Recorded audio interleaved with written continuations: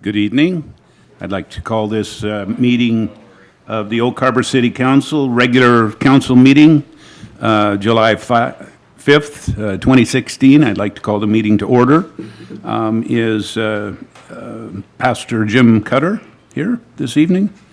Okay, I think in that case, I would like to ask you to stand if you choose and follow me in the Pledge of Allegiance.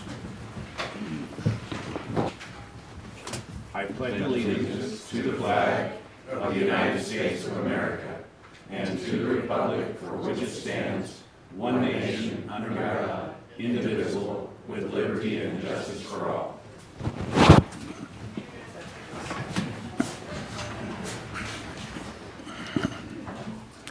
Okay, I noticed that we are missing a city council person tonight, and yes, Mayor Pro Tem? I move to excuse the absence of Council Member Beth Munns. Second. Motion to excuse the absence of Councilmember Beth Munns by Mayor Pro Tem, second by Councilor Olmberg. All in favor, say aye. Aye. Any opposed? Okay, passes unanimously.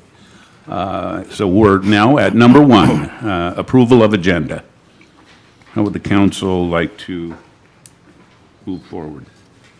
Yes, Councilman Olmberg. I move that we approve the agenda as presented. Second. Okay, motion to approve the agenda as presented. Councilor Olmberg, second by Councilman Servadius. All in favor, say aye. Aye. Okay, any opposed?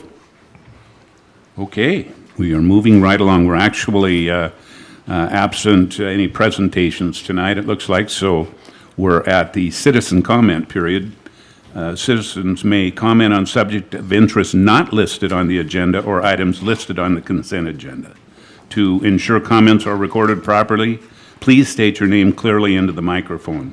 Please limit your comments to 3 minutes to ensure all citizens have sufficient time to speak.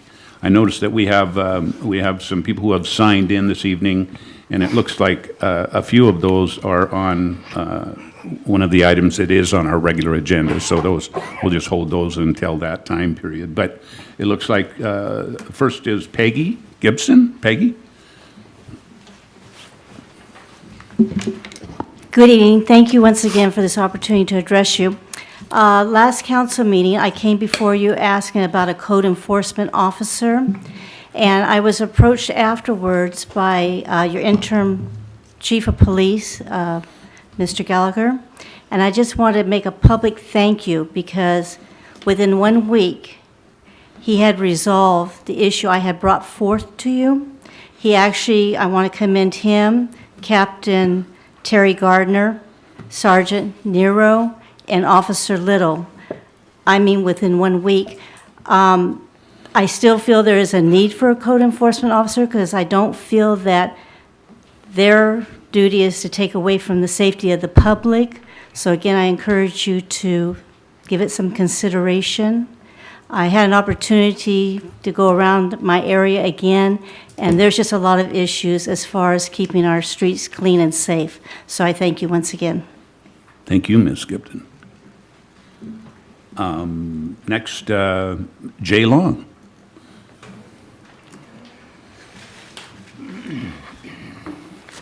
My name is Jay Long. I should be used to this a little bit, but I get a little nervous here. I'm the PA announcer for the Wildcats. So my issue, I'm here to vent a little bit, and I'll try to keep it to three minutes. 4th of July. Did you enjoy your 4th of July here in town? Well, I didn't. And every year we are forced, and it's our choice, to leave town.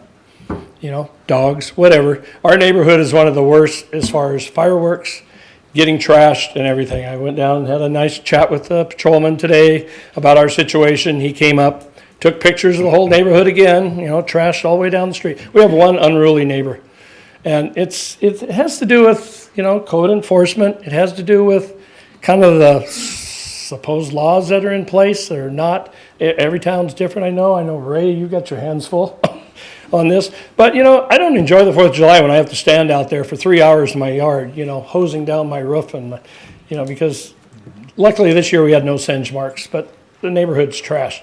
So I asked them about the littering problem, and they said there's nothing they can do. I'm frustrated, it happens all the time, and,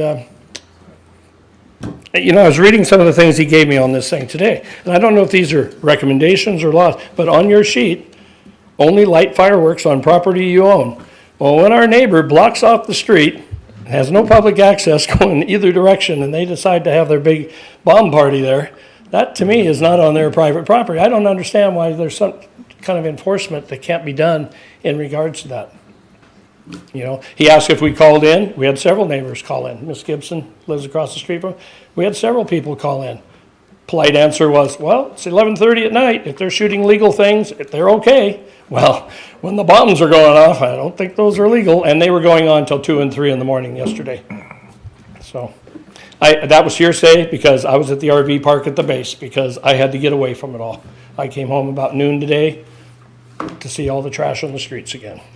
So thanks for your time. I just needed to get that off my chest. Thank you, Mr. Long. It looks like next is Tom Tveit. Actually, mine's related to Oh, okay. So we're down to D. Holwitz.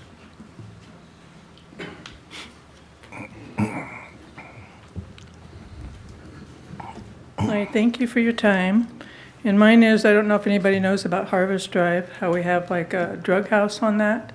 We lived over there for over 30 years, and I sent in 3 letters into the code enforcer, one on May 9th, May 16th, and June 7th. Nothing has been done. There's garbage all around the house. The water's been shut off for over 3 months. There's 8 to 9 people living in there. I've got abandoned cars on there. I got people living in the car there. I got urine on top of the cars, and I got pictures to show you. And we see people urinating there. They drain their oil there. I got bowls of oil on the lawn. I seen the girl this morning get her jar of urine, pour it out over there on the lawn. And this isn't a neighborhood where there's 2 daycares. One's right next door. There's a state one right down the street. I've got 2 school bus drivers right there, stops right there, one on each end. We had rats and stuff. My neighbor next on the other side of me just killed a rat. I've got photos here, and I'll show you the photos that you can keep. But it's gotten really bad in that house, and it's impossible to live there. So I'll give you these. So I had like these. And you can save those, but I've sent in numerous letters we all have right there. And that just shows you, like here with this, where the blue van and stuff, this is where the people live. And they've been living there since January. This right here is all the garbage and stuff that's just piled up on both sides of the house. You drive on Highway 20, it's all piled under their decks. There's rats and everything on there. And this is what we see from our house, right next door. It's in a city limit. This is where they change the oil. It just sits there.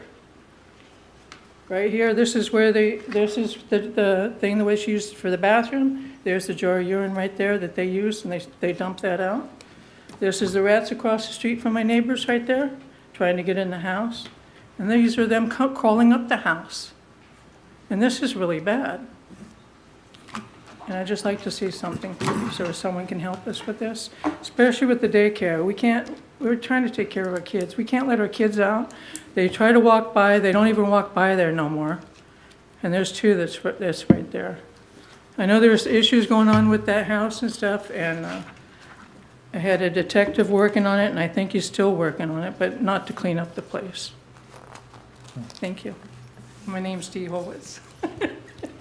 Thank you, Dee. Thank you. Hopefully you can send them back.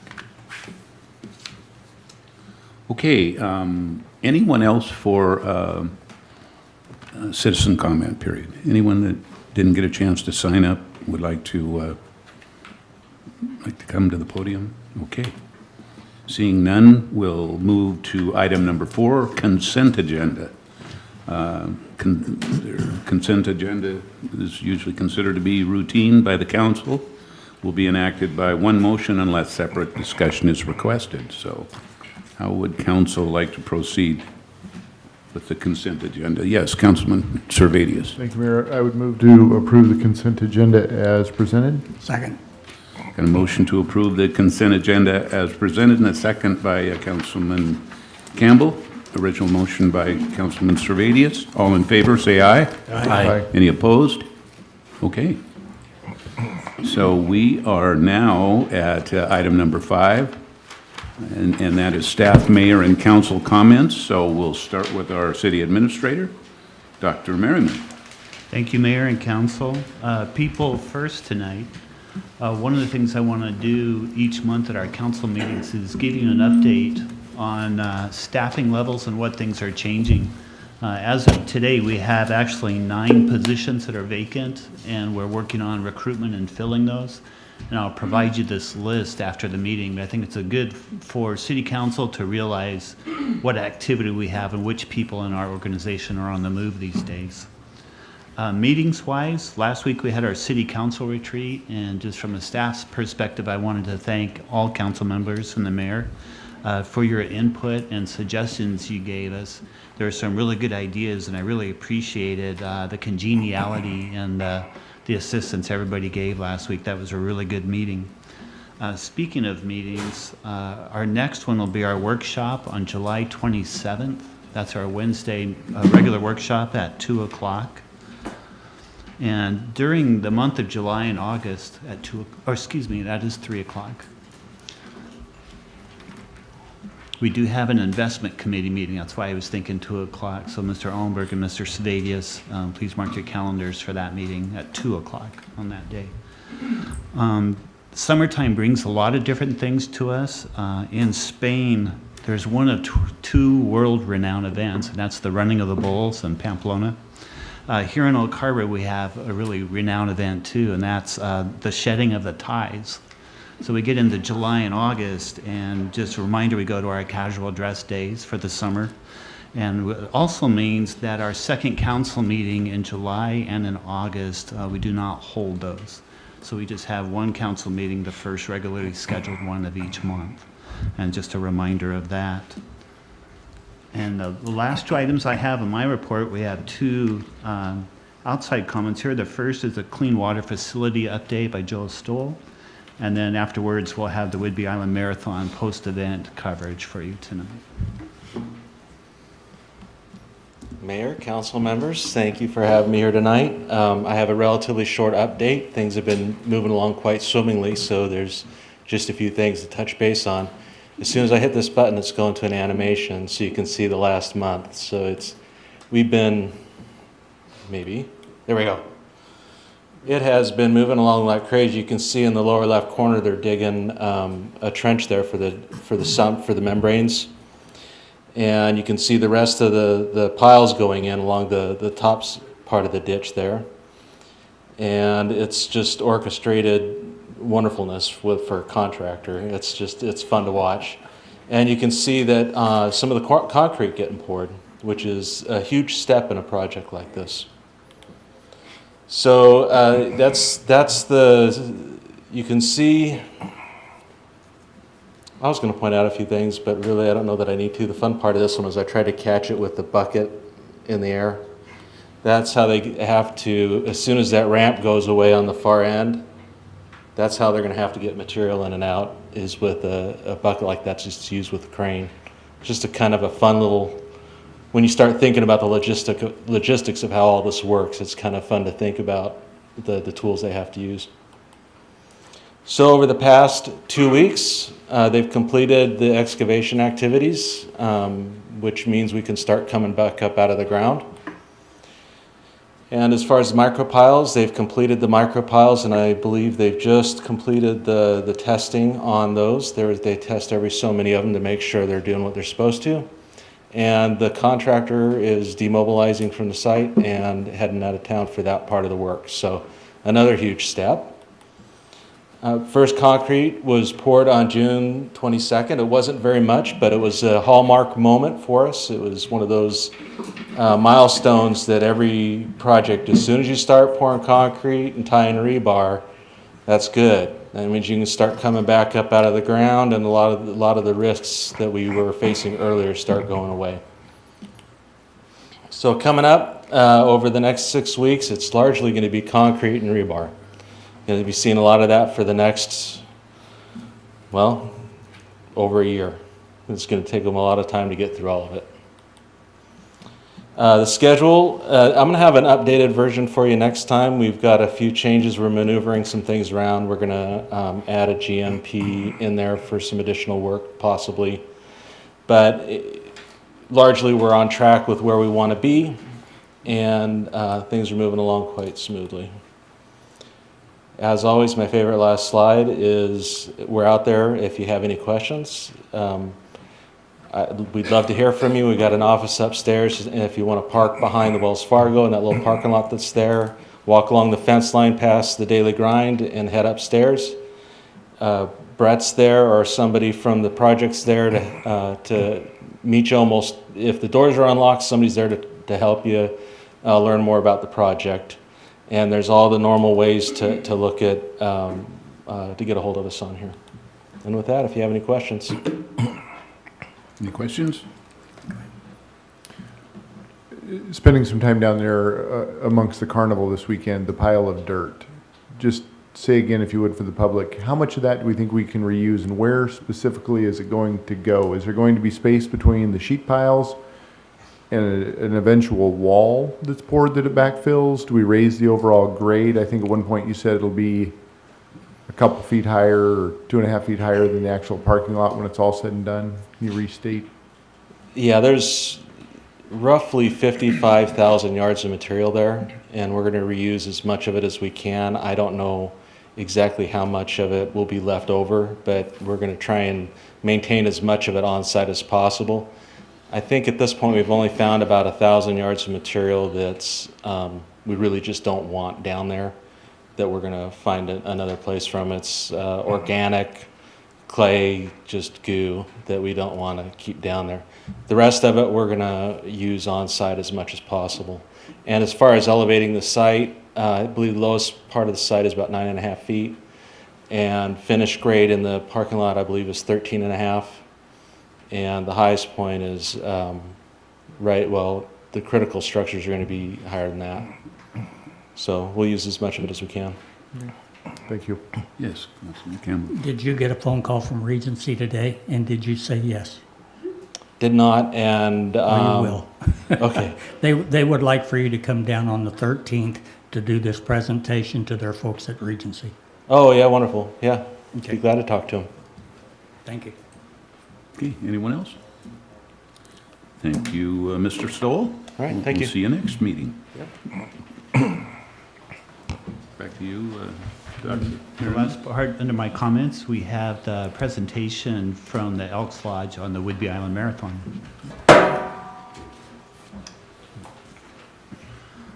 Good evening, City Council and Mr. Mayor. I'm Roger Beaumont, and this is my compadre with the Elks, Mike Campbell. We were on the Elks Marathon Committee this last 2 years, and I've got here the final wrap-up for the 2016 marathon.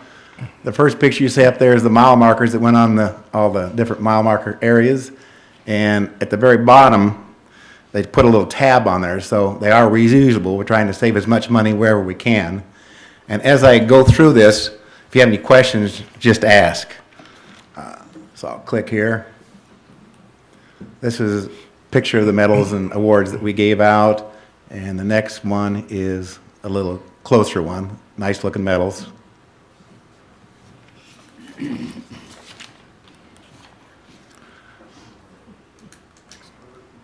That is the big awards for the winners, which I think Mr. Mayor gave those out, didn't you? Yes, I did.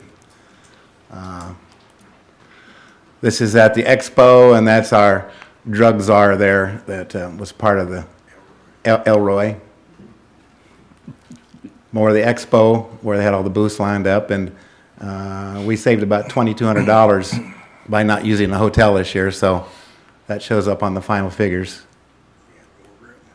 And a lot more room, double the room we had at the hotel. More room with all the people there lined up to take care of the runners as they came through. One more shot of it.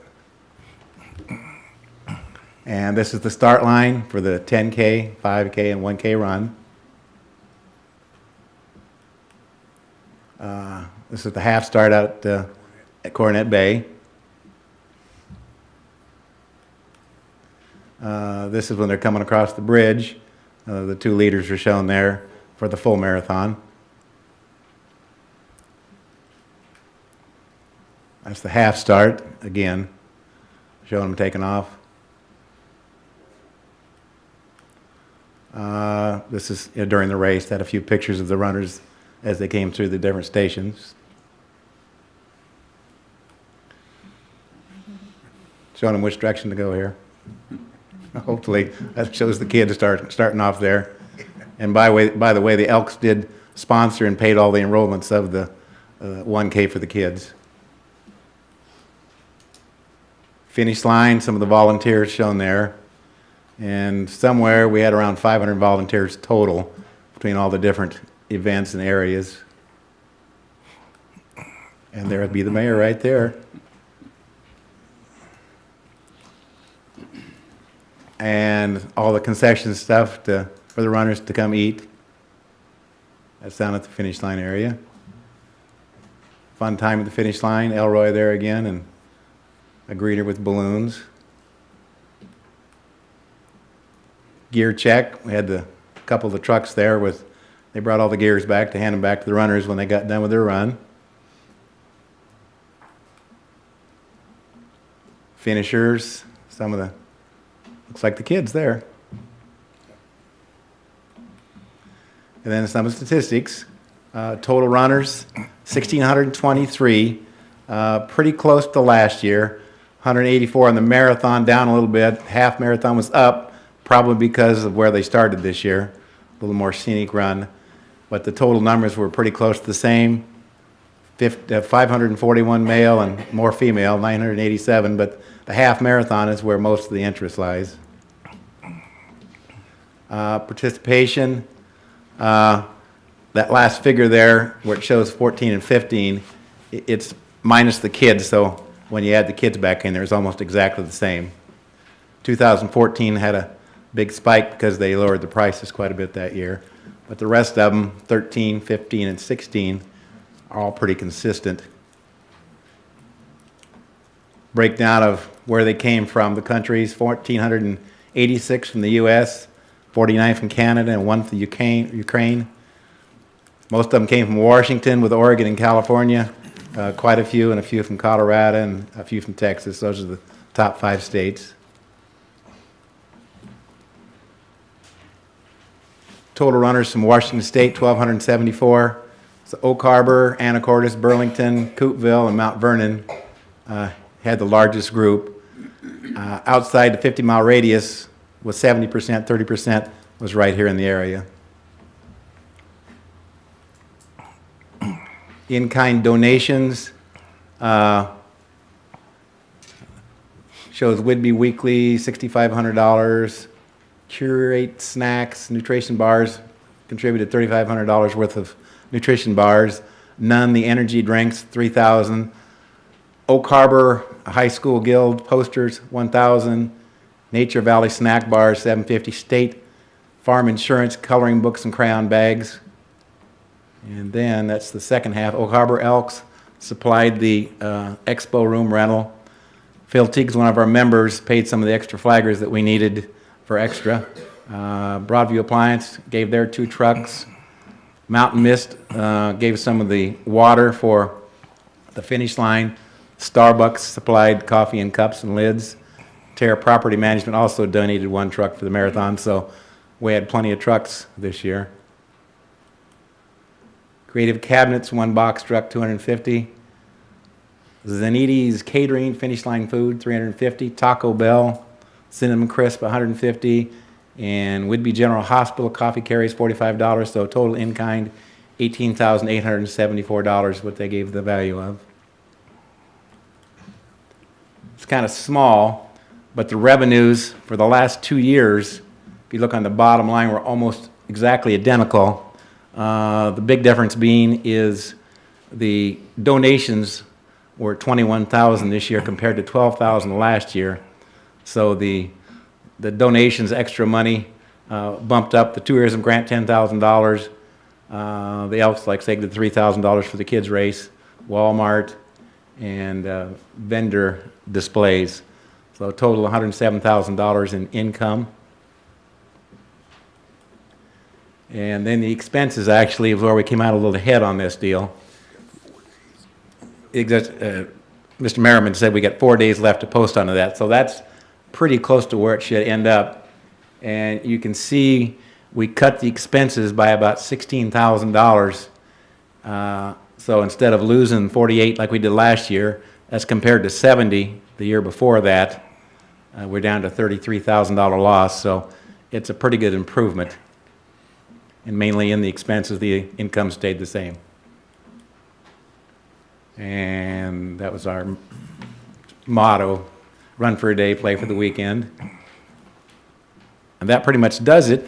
I wanted to make one other comment. I know you haven't picked anybody for the next year, and we have decided that if you so offer, we would take it on the same basis as last year, and Mike here would be our race director. This year, our race director is in Houston at the Grand Lodge National Convention. So, any questions you guys have, we'd be glad to answer. Thank you, gentlemen. Any questions here? Anybody got any questions? Well, I want to thank you very much for a couple of years of very good help, and we appreciate it. Thank you. You bet. Thank you very much for the opportunity. Okay, that concludes City Administrator. I have a couple of things.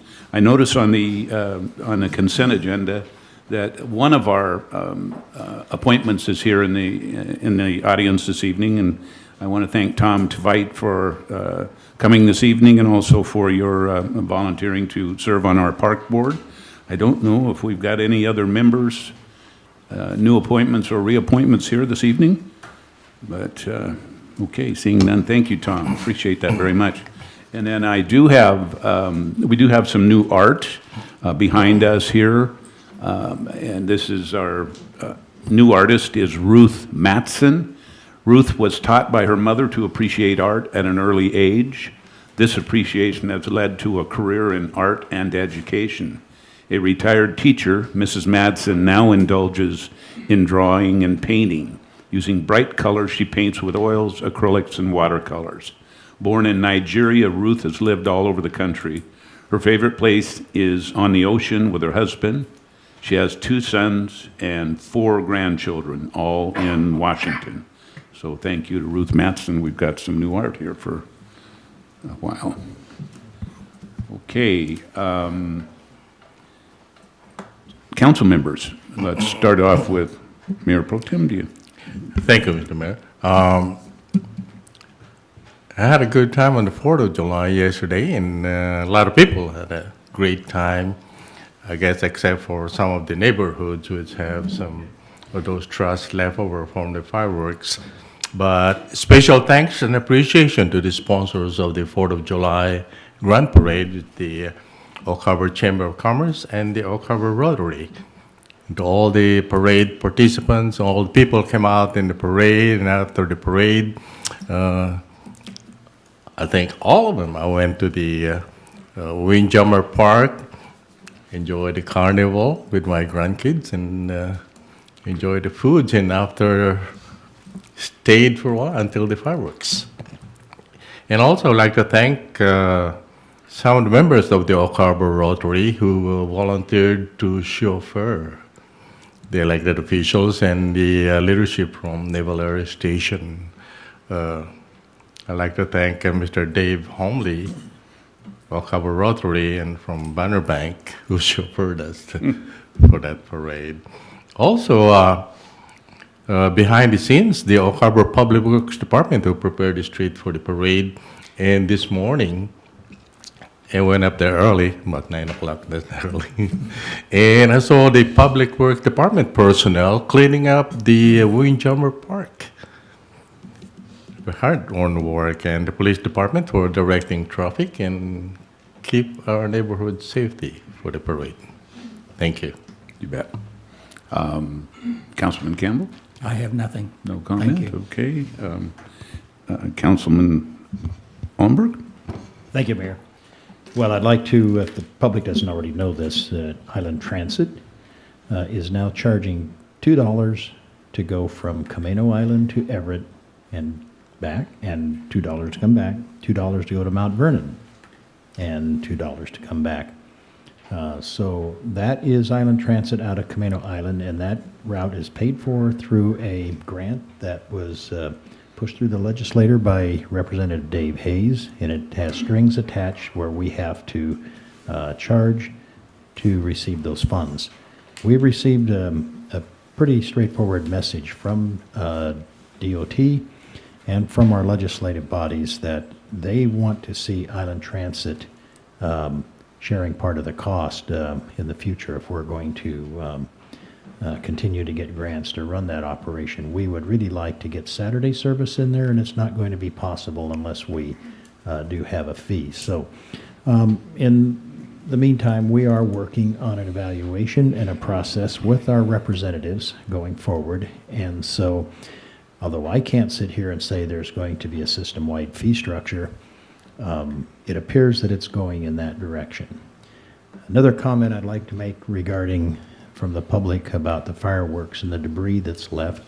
Last year, there was a lot of debris left in and around our neighborhood. There's approximately, I would say, at least 50, maybe 70 cars that park along the street. And last year they left one heck of a mess. And I was talking to a house guest we had this weekend about how trashy it was for people to celebrate and then leave their debris. But when I headed out on a bike ride this morning, I had to eat those words. I saw one canister for fireworks and two cups from some coffee place. They cleaned it up. And I really appreciate people actually having fun but cleaning up their debris.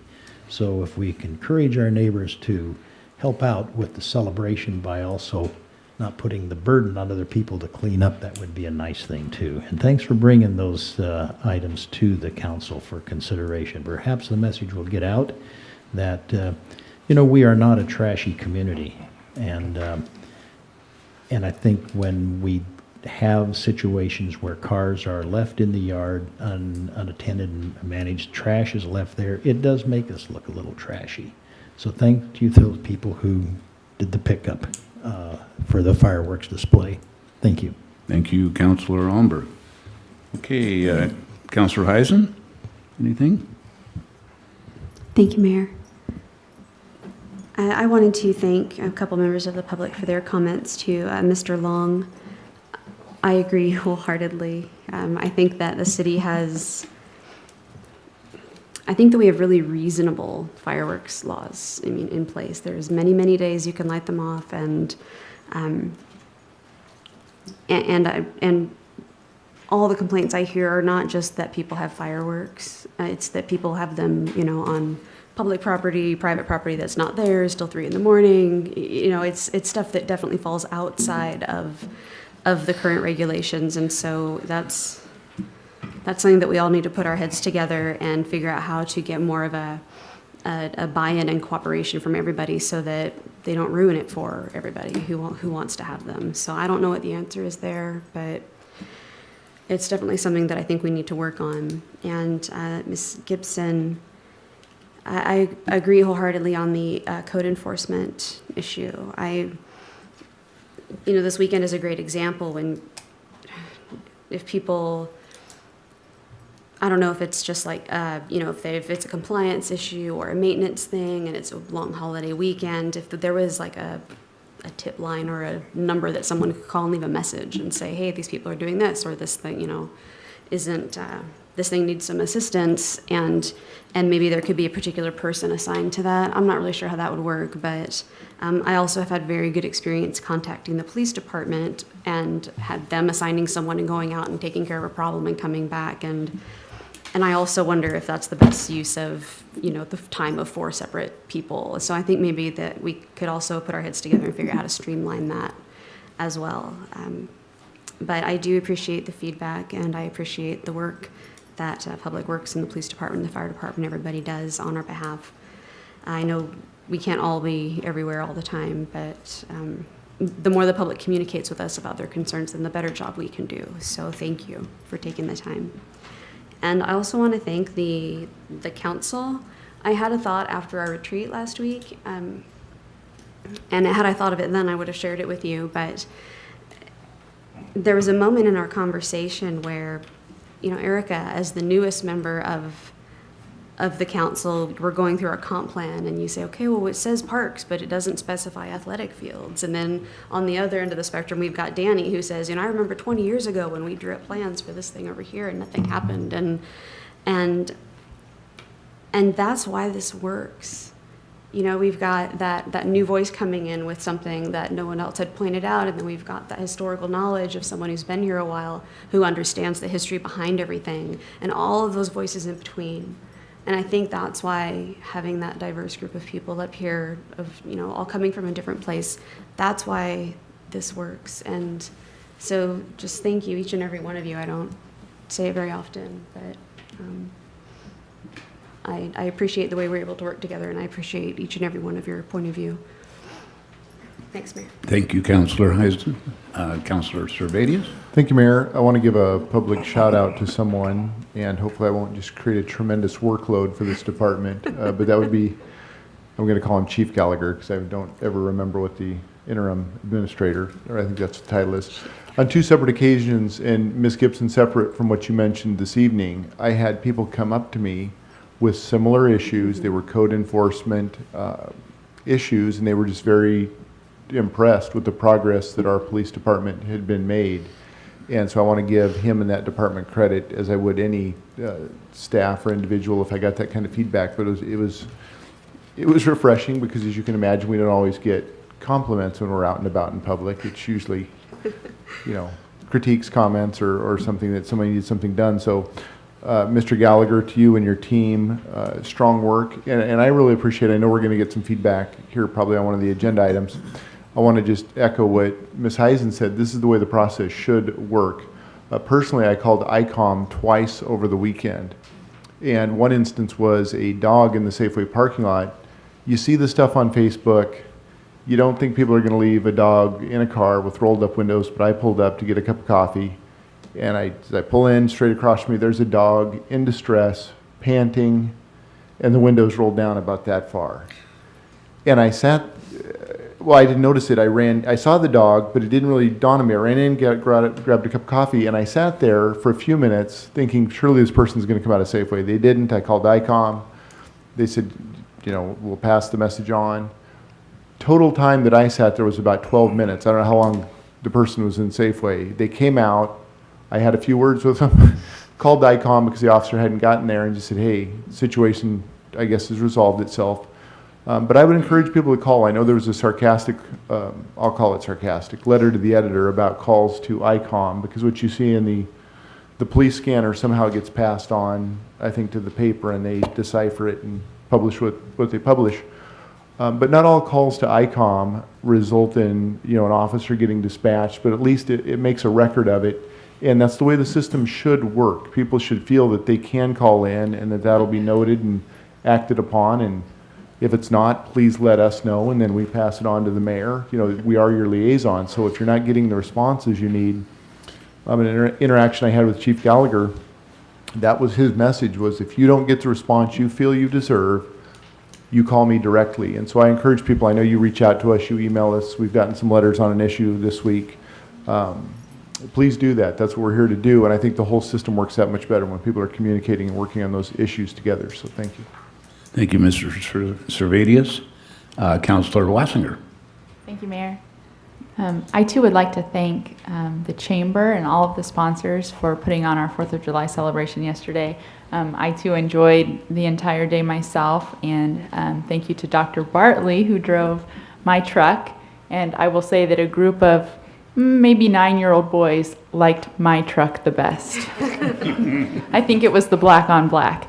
But it was a great celebration. It was really nice for me to see so many of our community members going to the event, enjoying the parade, enjoying the vendor fair, taking a group community photo, which I can't wait to see by the chamber, and then the fireworks were just spectacular again this year. So thank you to all the sponsors who helped put that on in the chamber again, and all of their staff, and the time that they spend planning and organizing that event. And I too saw that we were voted the 7th best community 4th of July event by the USA Today, I believe. So that's something that we should all be really proud of, and our community members for supporting at that and participating in it in a nice, safe way. And then, yeah, so that's it. And I too would like to say thank you to Tara for saying that, and I've enjoyed my time, and the retreat was a nice way for us to talk about things that we would like to see our city move forward with, and projects upcoming. So it's very nice. It's been very nice working with you as well. So thank you. Thank you, Councillor Wassinger. It was a good retreat. I too would like to say thank you, actually, to council for your participation. It was an afternoon of education for me. We didn't agree on anything by any means, but we did, we didn't agree on everything, is what I meant to say. And we did agree on several things, but it was a good retreat. Thank you. Okay, we're at item number 6, public hearings and meetings. To speak during a scheduled public hearing or meeting, please sign in. But I'll give you a chance if you didn't get an opportunity to do that. Again, we'll limit the comment period to 3 minutes, please. We do have several people that will be speaking, I think, after the next item. But the first thing I think we're going to do, because it is a quasi-judicial hearing, I'm going to turn this portion of the meeting over to our city attorney, Nikki Esparza, and you can conduct the quasi-judicial hearing, please. Thank you, Mayor. As this is a quasi-judicial matter, I need to engage you in an appearance of fairness colloquy. So if there are any positive answers to this, please speak up. Does any member of this council have knowledge of or have conducted business with either the proponents or the opponents of this particular license? None? Does any member of this council either have a pecuniary Nikki? or none? Sorry, can you define knowledge of?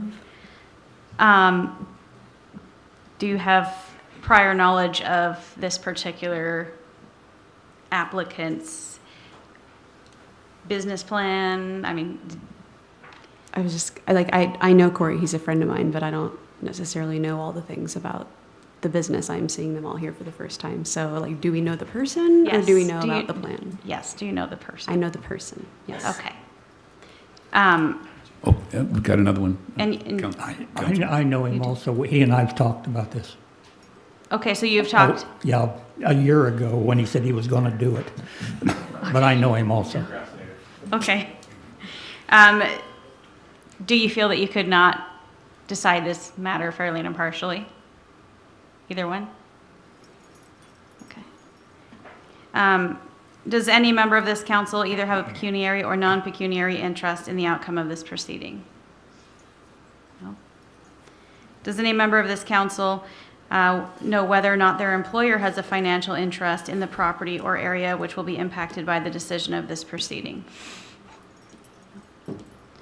Does any member of this council have any special knowledge about the substance of the merits of this proceeding which would cause or could cause the council member to prejudge the outcome of this proceeding? No. Is there any member of this council who believes that he or she cannot sit and hear this matter fairly and impartially, both as to the respective positions of the proponents and the opponents in this proceeding? None? Has any member had any ex parte contacts regarding this matter? Mr. Campbell, I believe you indicated that. I went to dinner at China City one night. He was the manager, and he says, I'm opening a restaurant. Okay. So that's the only... Yeah. Okay. So since Mr. Campbell has disclosed that he has had some ex parte contact, the audience has the opportunity to respond or ask you to recuse if they Okay. would like to do so. Not a problem. Seeing none? Is there any member of the audience who, because of the appearance of fairness doctrine, wishes to disqualify any member of the council from hearing this matter? If so, please state the council member and the reason why you believe the council member should be disqualified. Seeing none? Staff presentation, please proceed. Get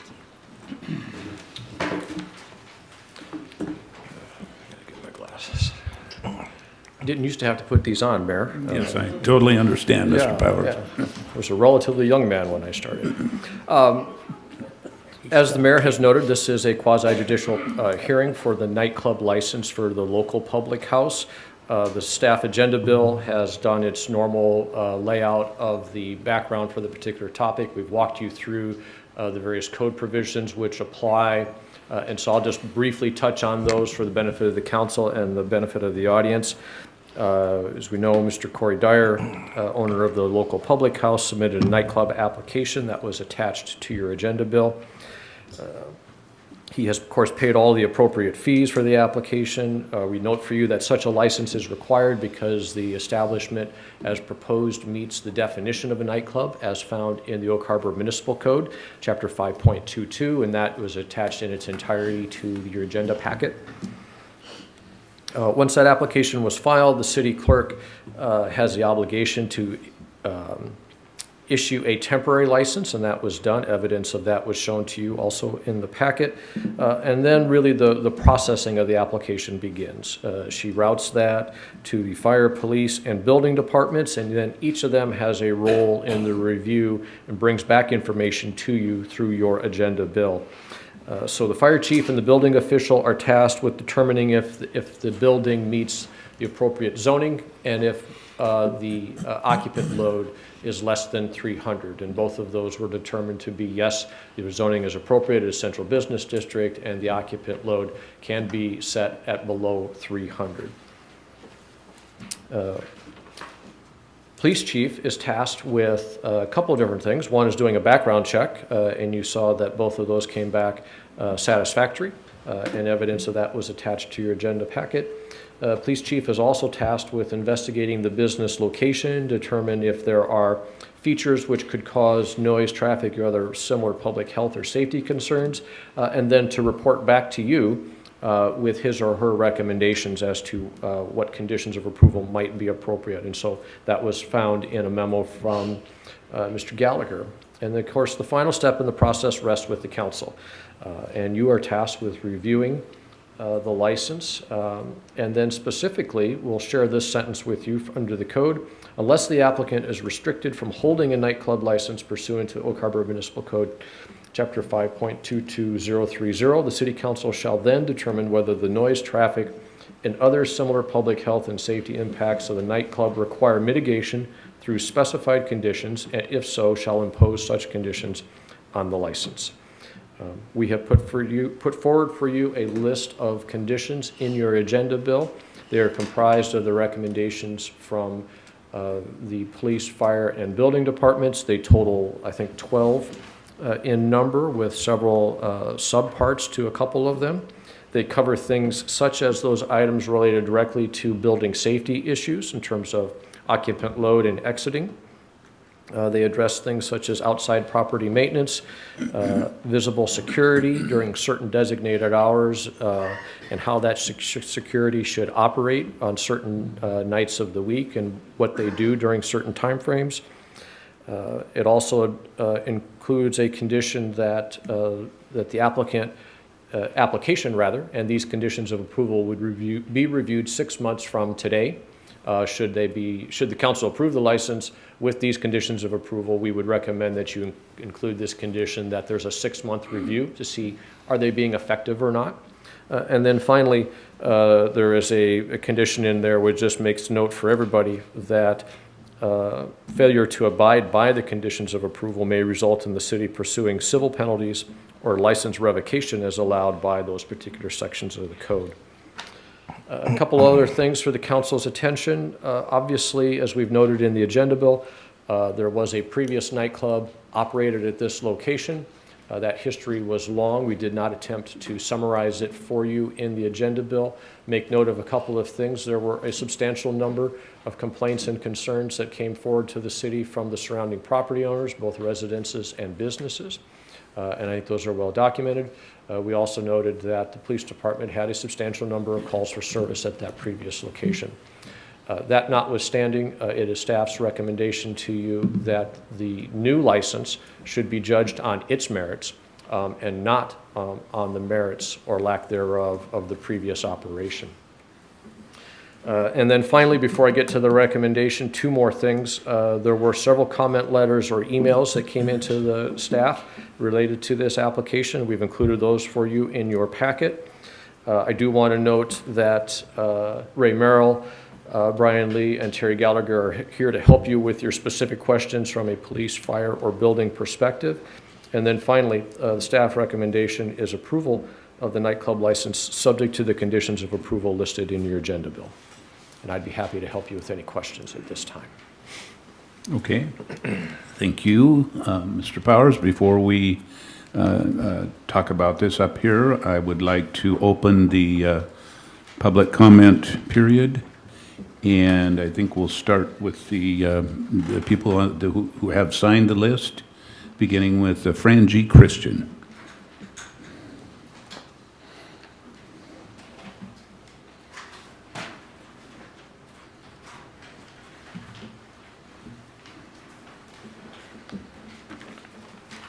I am Frangie Christian. Thank you for listening to us. My first statement is going to be, unfortunately, terribly negative. I tried to pull down the conditions from the website, the city site, and it had been corrupted. And I called and left a message this morning, and I have not heard back. So I'm speaking from ignorance, because I have not had the opportunity to review the conditions. So I'm glad that we're going to have the opportunity to have a good restaurant across the street. And we hope that the conditions that are applied to these people and their efforts will be such that we don't have any of the same problems that we had before. And we are prepared to give them an opportunity to prove it, but that they are going to be better, that is. But we do have some concerns about the noise, the parking, the rowdiness that spills over from the club, and possibly the hours. Thank you. Thank you, Ms. Christian. Next on the list is Tom Tveit. Good evening. My name is Tom Tveit. I live in the area, and one of the questions I have, because I did not see the list either of all the conditions that applied, but I am pleased to hear that there's going to be a 6-month review. One of the concerns that many of us have was that there would be no review basis that we could look at this. The second piece that I would like to point out is that in the old location, when it was operated before, part of the problem actually was the police.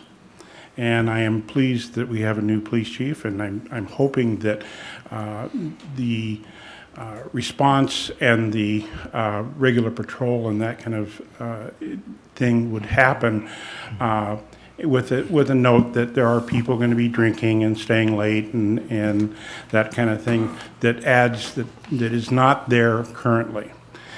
I would also ask, and I'm sure this is not on the deal, that the city takes into consideration some recommendations that had come out of the transportation plan, which was to lower the speed limit on Bay Shore to 25. The reason that I'm bringing it up now is because, as you know, for those of us that were young once, taking off from a nightclub where there's been drinking and good times and everybody's kind of high-spirited, they might use the street as a way to exit quickly, loudly, maybe go by a couple of times to impress their friends with their particular motor vehicle, whatever. Those kinds of things happen everywhere. I'm asking that it be considered to lower the speed limit to 25. It would mimic Pioneer, which is 25. In order to get on Bay Shore, you have to go 25 miles an hour, and then suddenly you're 30 miles an hour, and then when you exit Bay Shore, you have to go 25 miles an hour again. So that strip of Bay Shore is for safety reasons, I'm asking that it be looked at. I'm also asking that there be consideration for a stop sign at Dock and Bay Shore, which is where the Flintstone Park exit is as well. If there was a four-way stop that way, it would slow the traffic even during the day, and certainly would get people conditioned to go slower and to anticipate people crossing the street. Given that there will be a number of people, I am sure, that will be parking not only in that parking lot right in front of the location, but across the street along Bay Shore. And I'm worried that somebody is going to go out there without looking, and we're going to have a fatality or a serious accident. And so for safety concerns, it has nothing to do with the right to have a nightclub license, but it does have a responsibility for the city to take a bigger view at what this means by having a nightclub located in that place. It would also benefit, I think, a lot of people to have a crosswalk right at the end of Windjammer Park where it comes across Bay Shore. There is not a designated crosswalk there, but I can tell you all day long and all night long, people are cutting across Bay Shore at that location. And so those are concerns that I have in regards to safety and what it means to have a nightclub there. No reflection on these gentlemen that are proposing the business, but just the idea that we need to pay attention to the general safety. It also could be in the middle of the day that somebody decides to roar out of there, and it would just be a wise thing to have a little slower and some things that would slow traffic as a whole. I also am concerned with one more thing that would pertain to the business owners as well as the police, and that is the little park next to this location, which is across the street from the Windjammer Park.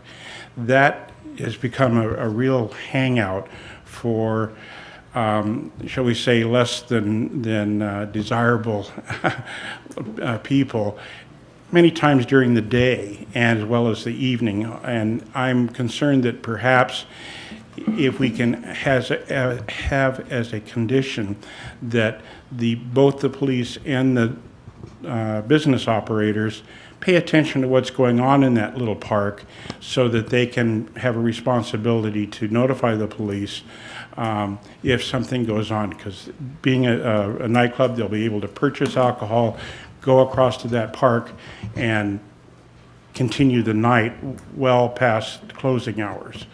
So I would ask that you take that into consideration. It would be nice to have this. I'm pleased that there's a 6-month review. That was a concern by many of the other people that I've talked to that live and work in the area. Thank you. Thank you, Mr. Tveit. Next on the list is Billy Cook.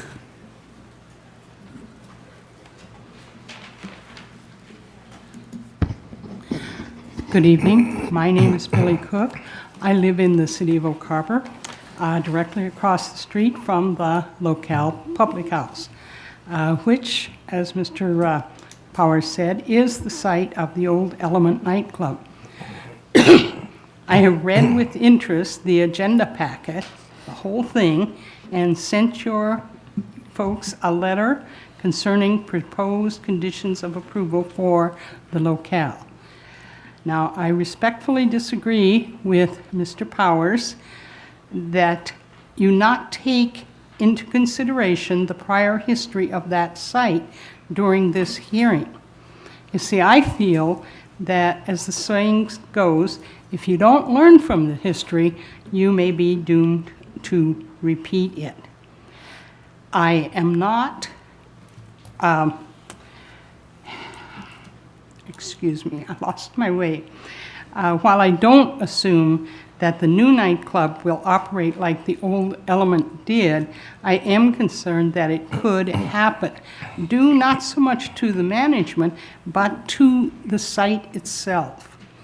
I therefore ask you to not issue or deny a nightclub license to the locale at this time, but to continue their temporary nightclub license for several months, 3 months maybe, giving the owners a probationary operating period in order for you to ascertain if there are problems with the site for the location of a nightclub or not.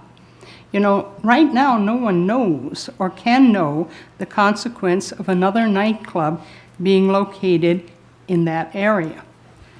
I believe the owners are well-intentioned, and I feel they really wouldn't mind a shakedown period for the club operation. You can then reconvene this hearing, receive reports from the city staff, from the locale, and from the public, and then make an informed decision to grant or deny this nightclub license at that site. You know, most of you were here when the city attempted to mitigate the Element problems and later to revoke the Element nightclub license. And I know you remember how impossible that proved to be. You know, no one has any idea how the locale is going to impact the area. Well-meaning or not, we just don't know. I feel a probationary period would give the city and the other land uses on Bayshore Drive a chance to experience the locale in operation. Now, I hope you will consider this option and take this course of action and give everyone a chance to see how things go. Thank you. Thank you, Billy. Next on the list is Bill Ferry.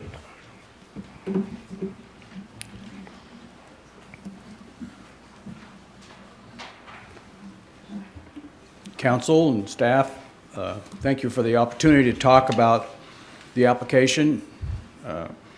I think kudos from what I read of the city package, that your backup package, that the city staff has taken most of my considerations into consideration for the conditions that you're beginning to look at to lay down for the operation of the public house. I think that one of the most important ones is noise. I mean, if we don't hear them, they aren't there. And I don't know how, in your conditions, I did scan them. I mean, I know you've addressed this to a degree, but I don't know how you're going to measure the noise. Will there be a meter there to record the decibels? Will you have to depend on citizen input and it's subjective? I think that was one of the largest complaints that I heard about the previous nightclub, is that you heard them, you woke up, and you called the police. So I do thank you for taking our issues seriously, and wish you well with this and wish the new owner well with this. Thank you, Mr. Ferry. Next on the list is Mike Thielen.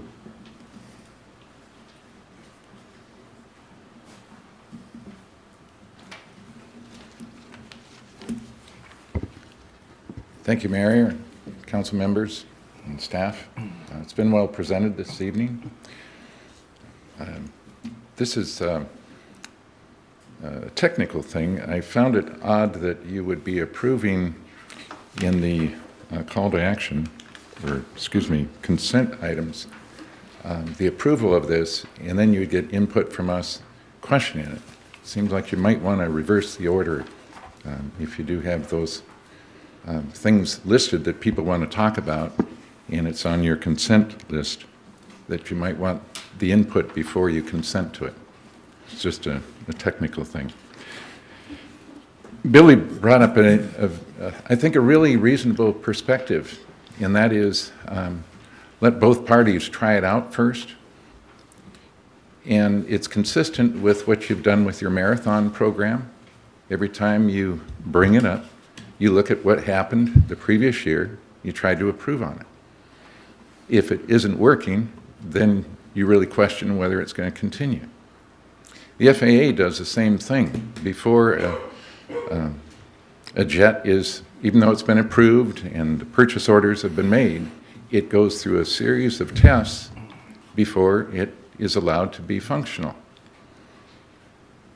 Because of the prior experience that the residents and the businesses in the surrounding area have been through over quite a period of time, it would seem that Billy's suggestion to have this conditional period be thought about. The advantage you have in that is that the new owner has every incentive to do it right, because they know at the end of this probationary period, they could lose the right to continue business. And yet they've invested all the money in the remodel and in the staffing and the training. So you have a real opportunity for even more input and pressure for it to work this time. So that's what I'd like you to consider. Thank you. Thank you, Mr. Thielen.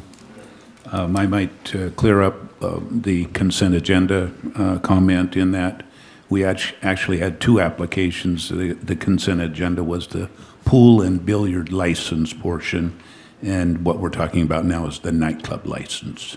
So that's the difference. And it was a little confusing even at the staff meeting when we talked about where to put that pool and billiard application. But okay, thank you, Mr. Thielen. And next on the list is Corey Dyer.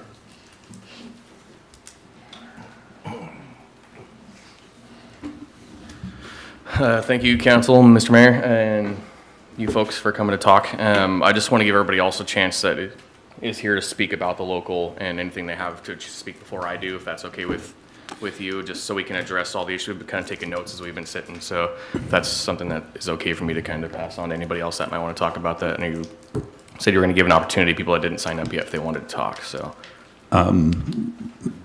You have two that will be speaking, right? Well, yourself and Mark? No, just myself and Mark, yes, sir. Okay. But I don't know if you had anybody else in here wants to talk about it and bring it up. If Well, you didn't write it down, so. I'll ask at that time. Why don't you go ahead and complete, yeah. Okay, so my name is Corey Dyer. I am co-owner of the local public house here in town. And I just want to say to the council, to you, Mr. Mayor, and the rest of everybody sitting in this room, I have 5 words I want you to write down. We are not a nightclub. We're not a nightclub. It's a horrible name for the code, for the license. We have no intention of being anything that place was before. I really kind of find it, whenever I was sent this agenda to me this afternoon, I was really kind of angry about it. It takes a lot to kind of upset me about things, but the fact that on the very last page, it said there's a whole paragraph of talking about what the business was that was in there before the local. It was the element. It was, I mean, I feel for everybody sitting over here. You guys, pardon my language, went through hell, and I can't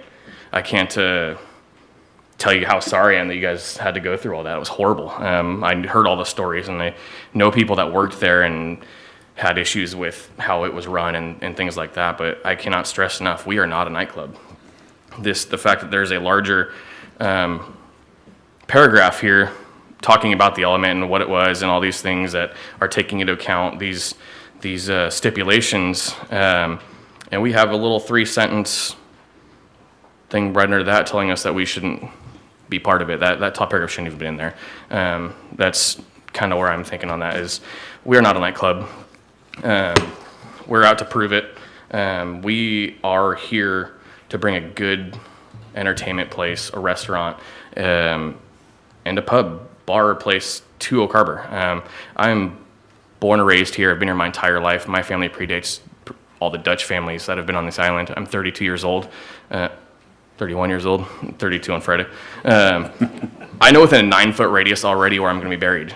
Not many people can say that at my age, I don't think. So this is my town.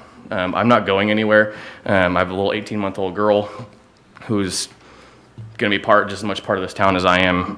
Growing up here, raised here, I'm going to be retired here in this vicinity of Oak Harbor and everywhere that we have. It's a beautiful island.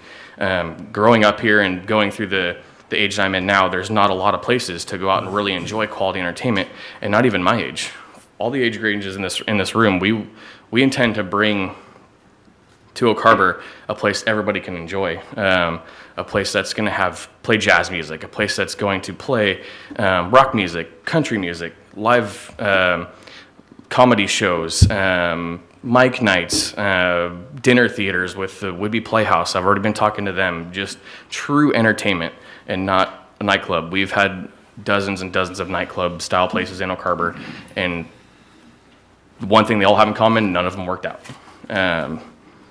Because there's not a huge draw for that. There's a much more bigger population here of people that want a good quality place to go, and we intend to bring it. I kind of want to go through the conditions of approval a little bit. First thing I do want to address, if I can do that real fast, is Corey, you're getting close to your 3 minutes. Yeah, I'm going to bust through here pretty quick. First thing I want to address to Tom, I'll do you one better with that speed limit. It definitely needs to be lowered to 25, and during the summer seasons, it needs to be lowered to 20 and have a when kids are present sign. It's being there the whole time. I've seen so many people walking across the street, kids parking in there, parents parking on the street and having to cross it. I think we should definitely lower that for sure. The transients, I've already been working with the owner of the building, Rob Sebo, a couple people from the complex to help clean up that. I've called the police several times to help get that taken care of. As far as purchasing alcohol to drink over there, that's not even legal, so that won't happen. You will be able to purchase wine and growlers, that kind of thing, but per liquor license and laws, we can't allow it anyway. Billy, the probationary period, I agree with you. I think that it's something it should happen, but on our terms, not on what the element did. Bill, the noise, I agree with you. The noise was definitely an issue, and we will do everything we possibly can to take care of that and make sure it's not an issue.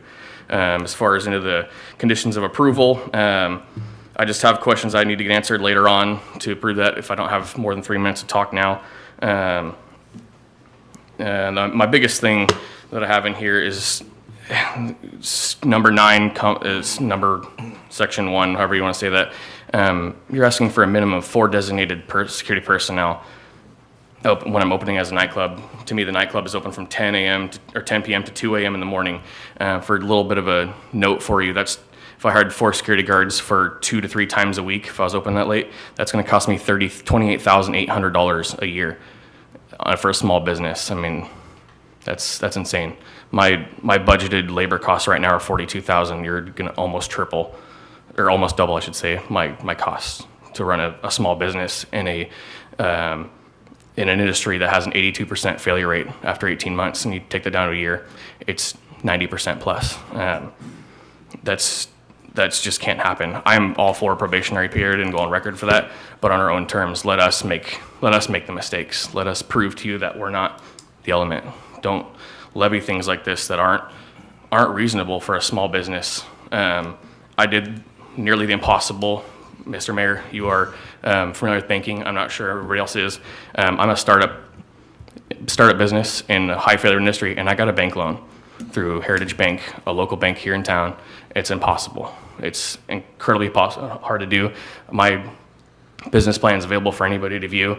I'll leave you with that. But I do want to pass out a few things here for you folks, if I can come up and just something for you to review and show that we're not a nightclub. Also, you should pass that around.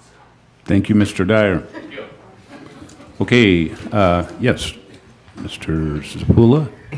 Good job, Mayor. Shapul is spot on. All right, thank you to the mayor, council members, and citizens of Oak Harbor for our opportunity. I will not normally a man of few words, as people who know me can attest, but I will try to keep it brief so we can get through this meeting. But Although I'm not a local to Oak Harbor, I consider myself an Oak Harborite transplant because I've been here since 2004, and that's a pretty good achievement for a Navy guy in and of itself, despite a commute back and forth to Everett. So I'm a retiring Navy guy. I will be retired from the Navy. I will be going on terminal leave this time next week. And I want to reiterate what Corey said, is we are not a nightclub. The city code calls it a nightclub. I know some citizens still think, even after Corey stated it's a nightclub, but I would like to say it's more of an entertainment venue, okay? A nightclub to me is loud music, lots of bass, lots of lights flashing, I mean, it's loud. If we have a band, it's gonna be an acoustic band or a jazz or a blues band. We're gonna have open mic nights, comedians, improvisation acts, things of that nature. That to me is not a nightclub. So just so we're all on the same sheet, that we're not trying to pull the wool over anybody's eyes, there will be live entertainment in that place, but not what I grew up in Baltimore. I know what a nightclub is, trust me, and they're horrible. Anyway, so let me go back to the fact that there's a reason why we call it a local public house, right? Words have meaning and words matter. So we call it a public house because back in colonial days, the public house was a gathering place. It was a place where a community went, shared some bread, shared a few pints of beer, which our forefathers did. Most of our forefathers were brewers or owned breweries. Not most, but many of them. And that's what we want this to be for a community. I can cite you, I'm currently going through the Skagit Valley College's Craft Brewers Certification Program. Therefore, I've been heavily involved with the Brewers Association, and I can cite you town after town that actually flourished and had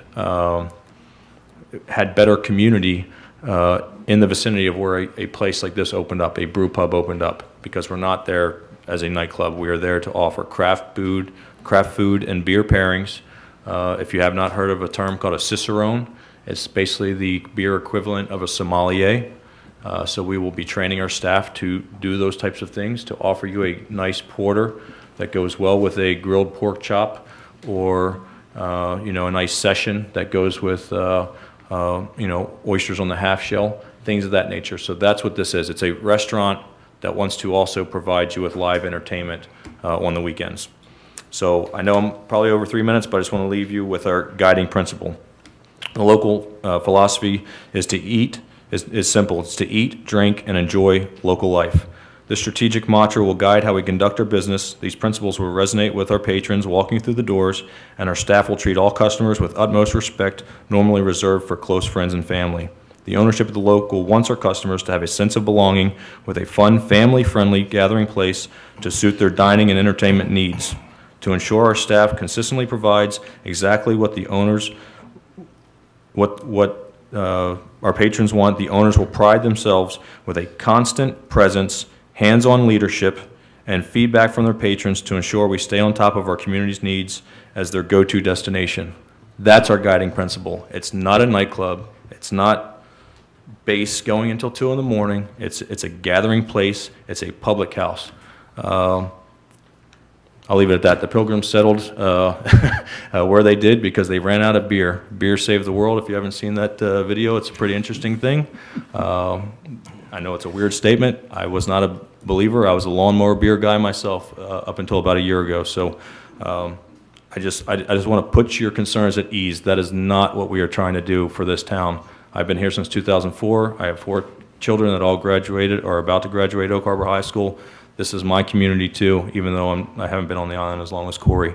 And when you guys were having those miserable weekends, I was a VQ on collateral legal officer. Your nightmare was on Friday and Saturday night. My nightmare was the business that came to me on Monday mornings because of that disgusting place that used to operate down there. Thank you for your time. Thank you, Mr. Zapula. Okay, any other like to speak? Yes.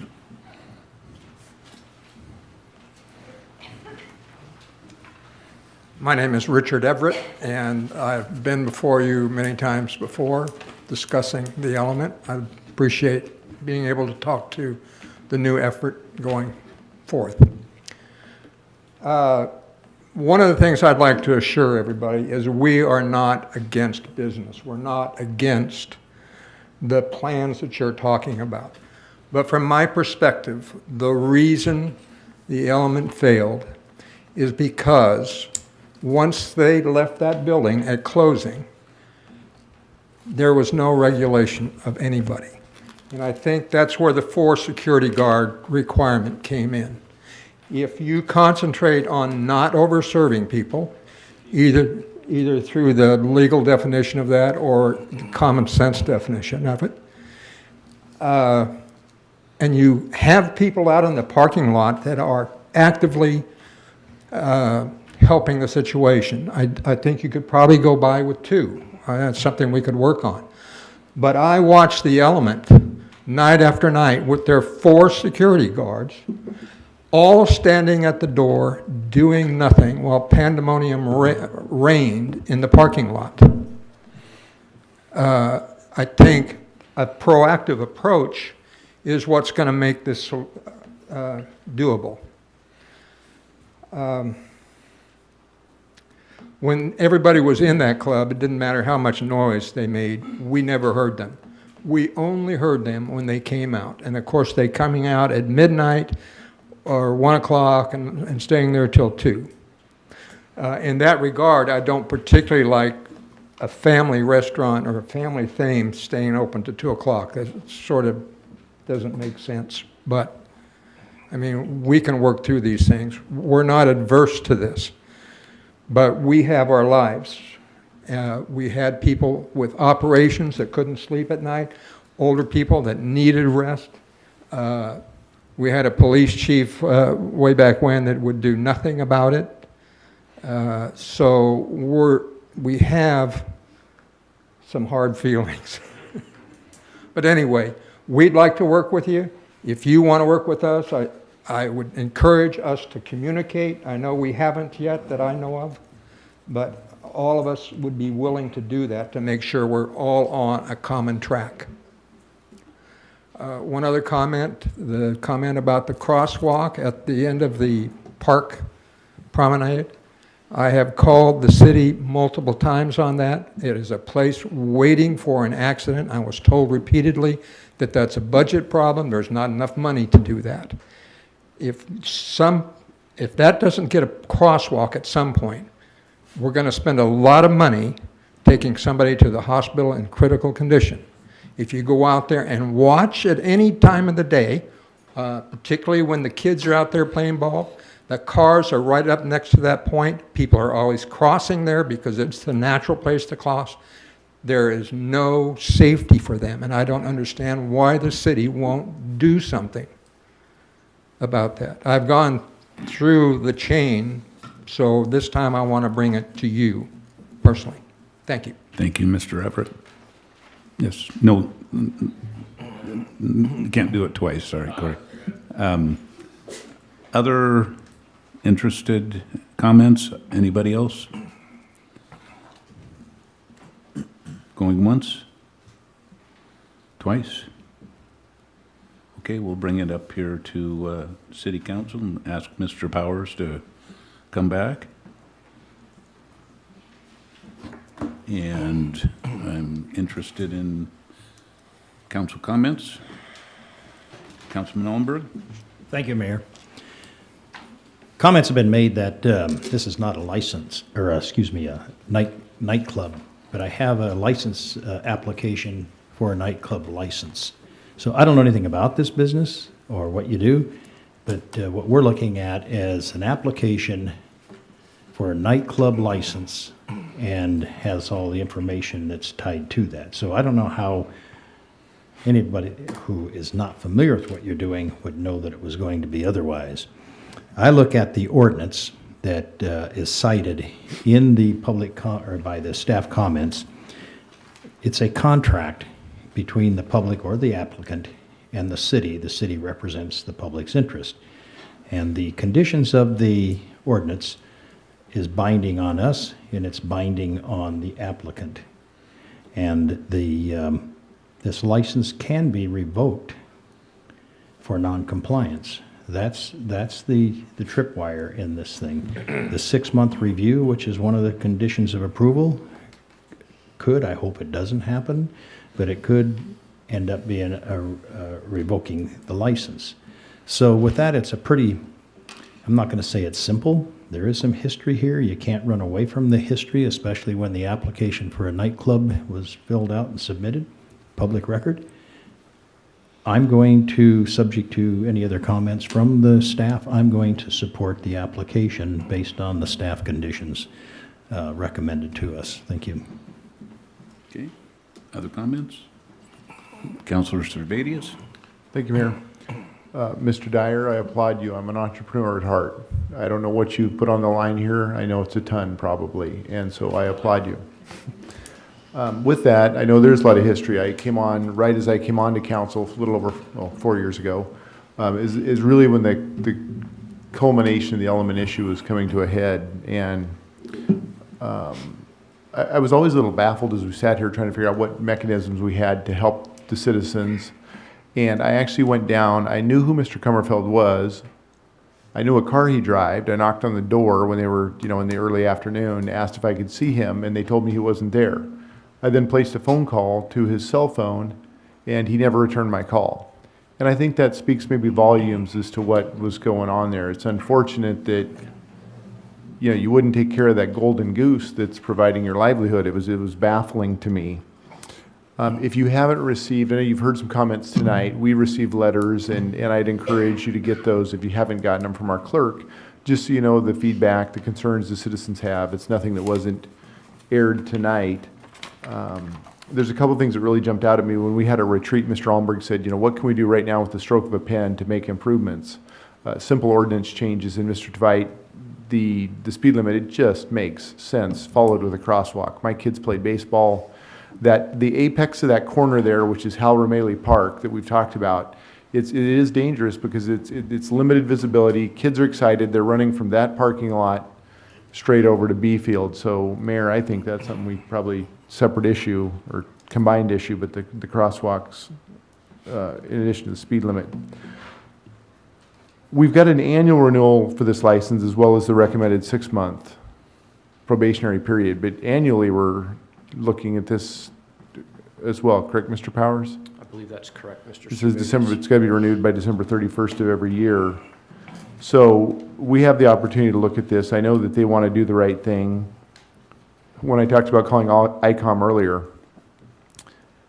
you're going to hear a car start at midnight. You're going to hear people, hopefully you hear people coming out, I won't say hopefully, you're going to hear people come out laughing at 1 in the morning if they've had a good time.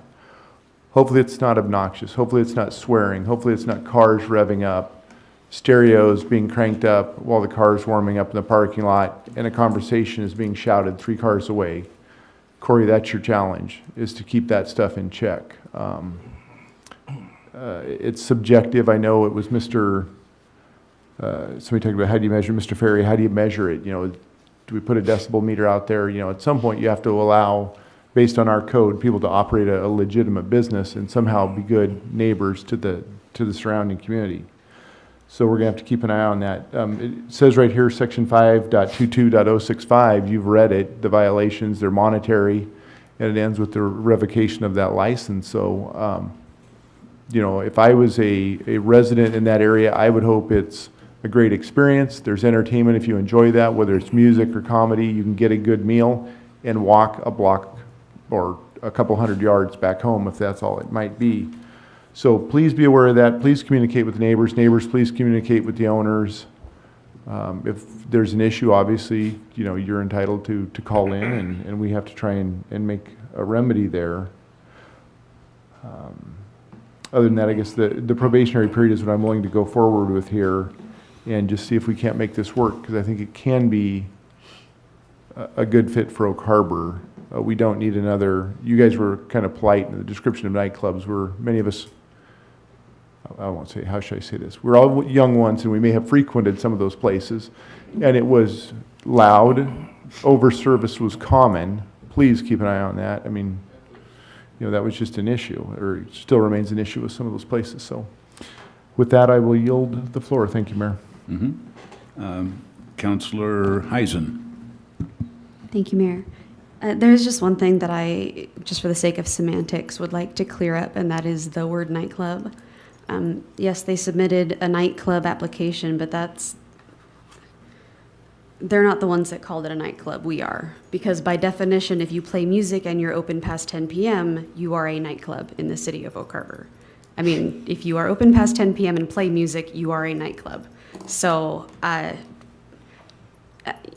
mean, I remember when the Hookah Lounge wanted to serve alcohol, but they played music and they were open past 10, so they had to be a nightclub, even though there was no dancing. Or, I mean, it's just, it's just very awkward wording in our ordinance. So as a city, we're not making that as clear as we could by painting, you know, a lot of establishments with a very broad brush. So I appreciate the you saying we're not a nightclub and us being like, but we have a nightclub license. So just for clarification for people. And again, I said this earlier, and this doesn't bias me on the subject matter, but I am a friend of Corey's. I've known him for many, many years. And I can tell you that, and I don't know his business partner, but Corey doesn't do things halfway. He doesn't do things if he doesn't think he's going to be able to do them well. He's very type A and a bit of a perfectionist. So I'm inclined to believe you when you say you have your whole heart in contributing to the community and not detracting from it. And trust me, those of us in this room will hold you to it. I wrote down something that was also mentioned, and that is the 4 security guards on staff. I have a note here that seems to be excessive. Is that something that we can, is that something that's part of the existing conditions that we're going to be approving, or is that just one of the recommendations in the ordinance? First of all, it's not in the ordinance, Okay. right? And Just there going are no through it. existing conditions of approval yet, since this is the first consideration for the local Okay. public house. So council has the ability to vary those conditions of approval that are recommended. If you have questions about the specifics behind that, I'd ask Terry Gallagher to come out and answer Okay. those questions for you.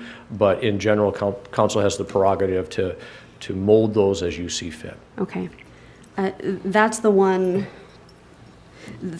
provision I see that seems excessive.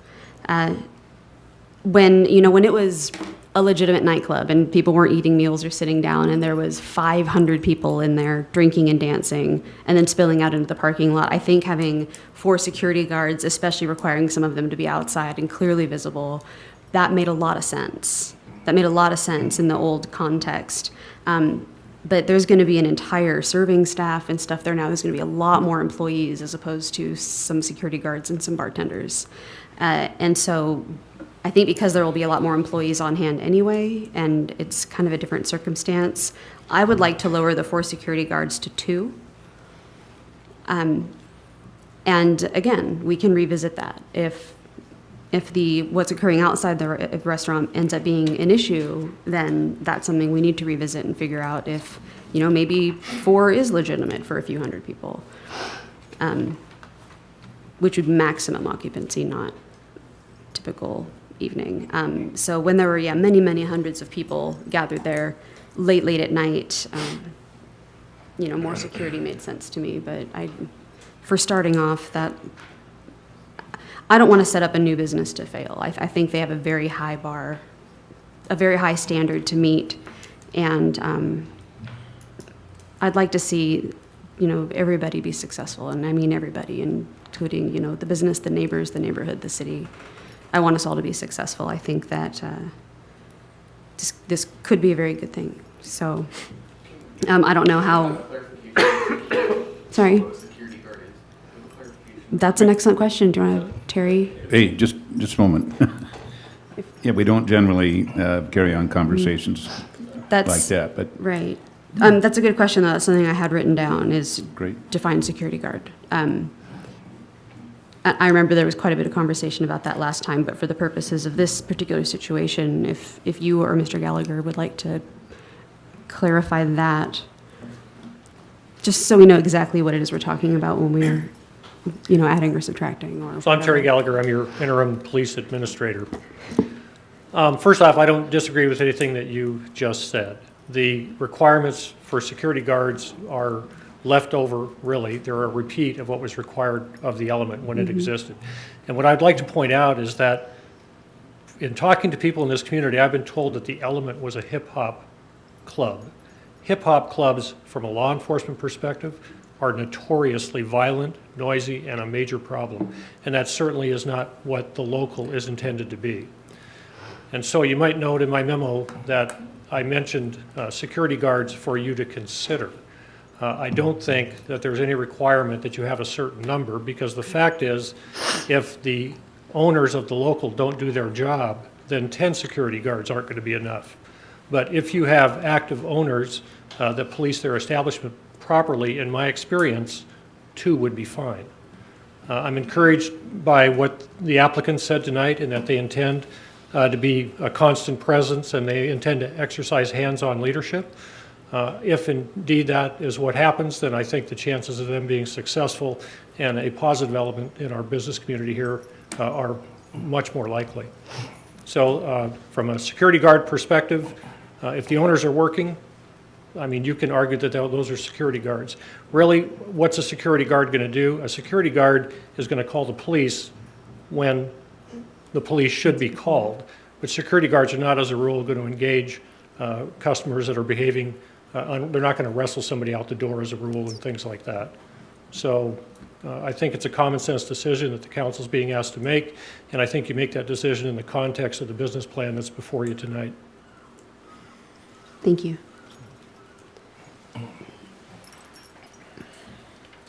That's all the feedback I have. Thank you. Thank you. Mayor Pro Tem? Thank you, Mr. Mayor. Let me start with one of the recommendation of those testimony by Ms. Billy Cook. And Ms. Billy Cook is making recommendation for issuance of a probationary nightclub license. And I understand that the issuance of this license, nightclub license, is within the purview of the Oak Harbor Municipal Code. And I think I didn't see any of those provisions listed there of any probationary nightclub license. Can you touch on that subject? I will try, and then I'll toss it over to Mrs. Sparza to pick it up. You know, I think the code addresses a temporary license and then contemplates the regular license. The code is silent on the concept of a probationary license. That's about all I can tell you, Mr. Pagal. Maybe Mrs. Sparza has some more insight. I would agree with what Mr. Powers has indicated. It is my opinion that if council tonight chooses to, if the motion to grant the nightclub license with the conditions fails, then they continue to operate under their temporary license with no conditions. In my opinion, we go straight from temporary license to council approval with conditions, so long as they meet the mandatory minimum requirements, like the background check and other things that are required for liquor licenses and things like that. There is no provision in our code for any sort of probationary or temporary license. So in my opinion, tonight it's either the council approves the conditions or they continue to operate under their temporary license, which they currently have. Thank you. Excuse me. In our mission statement for the city for economic development, we encourage businesses to come in to Oak Harbor. And those already existing businesses, we need to let them stay put, or retention of existing businesses. So in this case, the local public house nightclub owners, I would like to welcome you to Oak Harbor as part of our economic development. Now, the application for a nightclub is within our municipal code, and the council, it's up to the council now to make additional conditions, because the location of the building, you will have neighbors across the street who are living in the condominium. So with the conditions listed in our agenda bill, hopefully you will comply with those conditions as a good neighbor to the residents across the street. And being one of the businesses or incoming business in Oak Harbor, I would like you to succeed in your business. And also, on the other hand, I would like to have the neighborhood, the residents across the street live peacefully and safely. And hopefully, the not so good history of the previous owner there will not repeat. I have a question on the under the recommended conditions of approval under item 11. It says that the effectiveness of the conditions of approval will be reviewed by the City Council 6 months after issuance of the nightclub license. So 6 months, if the council approved this license this evening, we're looking for December for update and report from the police department? Yes, Mr. Pagal. We would come back to you with another agenda item. We would get input from police and fire and building, as the code would indicate, and give the council, the community, and the owner an opportunity to look at these conditions and see how they're doing. Maybe some of them aren't necessary. Maybe some of them need to be refined. Maybe they're fine just the way they are. But it's just sort of a check-in point. That'd be good. And that's all I have. Thank you. Thank you, Mr. Powers. Thanks, Mayor Pro Tem. Anyone else? Yes, Councilor Wassinger. Thank you. I see this as being a real coordinated effort and balance between two of our city's goals. The first being promoting and encouraging business and new businesses to our community, and while protecting the public safety and well-being. These are two of our most important goals as a city. And I want people to want to live in our waterfront urban community. It's a beautiful place to live, and I want people to live there to enjoy businesses such as these. So I'm offering, that I want the business to succeed, and I promote business, but I think that we have to protect our public's well-being and quality of life and safety. So I would be curious to see in 6 months' time that that's being done, and I understand that and value that greatly. I also agree with possibly lowering the speed limit on Bayshore there. I mean, even Barrington in front of the post office, I learned the hard way, is 25 miles an hour. With a warning, thank goodness. So I can see the benefit of that as well on this First Street traffic. So thank you. Thank you. Okay. Thank you. Anyone else? Yes, Mr. Campbell. Thank you. Mr. Powers, are you familiar with the letter we received today? I saw it, yes, Mr. Campbell. Okay. First item obviously is talking about noise. And I think the second one's talking about noise also. Is the code specific enough or too specific for us to specify some things about time? For example, one of these suggestions says, what happens if the parking lot is full when the shift ends for the security guard? Can we drive, something that basically says, if that's the case, then the owner of the establishment is required to keep them on staff, on duty until things quiet down? My sense is that that's a little too specific, Mr. Campbell, that may fall outside of your ability as a council. Okay. I would welcome input from Ms. Esparza on that as well, though.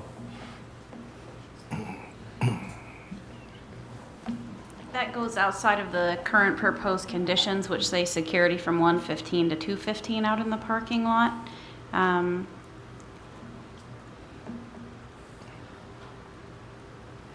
I don't think that's a question I can answer Okay. right off the cuff. Could you check it out later?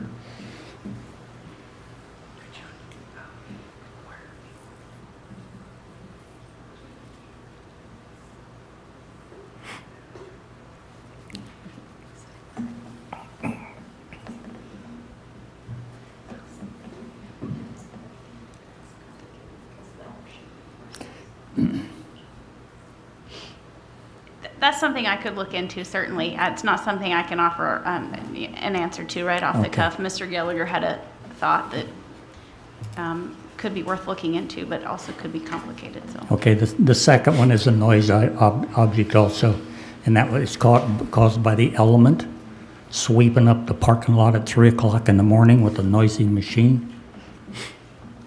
So, It seems to me that with these two items, they would basically be a handshake between the city and the owner of the establishment. you know, I guess from time to time, we have other citizens who bring to our attention nuisance noises related to parking lot sweeping.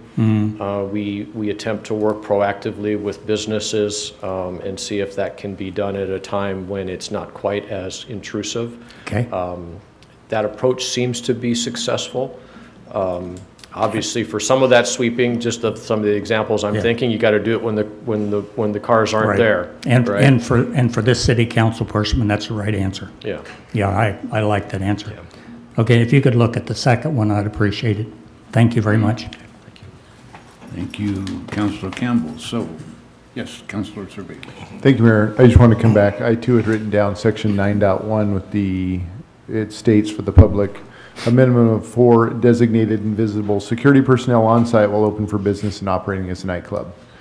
You know, I've gotten some feedback, and we get feedback all the time where people want us to be very specific on not just issues like this, but, you know, why don't we build apartments for affordable housing? And well, that's not really our purview. That's not what a city necessarily does. So we can only be so restrictive. And at some point, the business has to be able to conduct itself in a manner that is successful. So listening to Mr. Gallagher, and I too had made a note of that. And Mr. Dyer, you comment that you had not budgeted for that. I have not seen your business plan, so I don't know what you have budgeted as far as security personnel. And I don't know that we can designate. I know we recommended to the former business there, you know, bright yellow vests that said security, and half the time those weren't even worn, which once again just baffles me. So for us to mandate, I don't know that we can tell them exactly what that descriptor is of a security personnel. I would be okay to amend these recommendations from 4 to 2. Those 2 then transition out to the parking lot, which is 9.2, as they close, and the latest patrons would be leaving. So that's just, I want to follow up on that thought. Thank you. Okay. Would council like to proceed?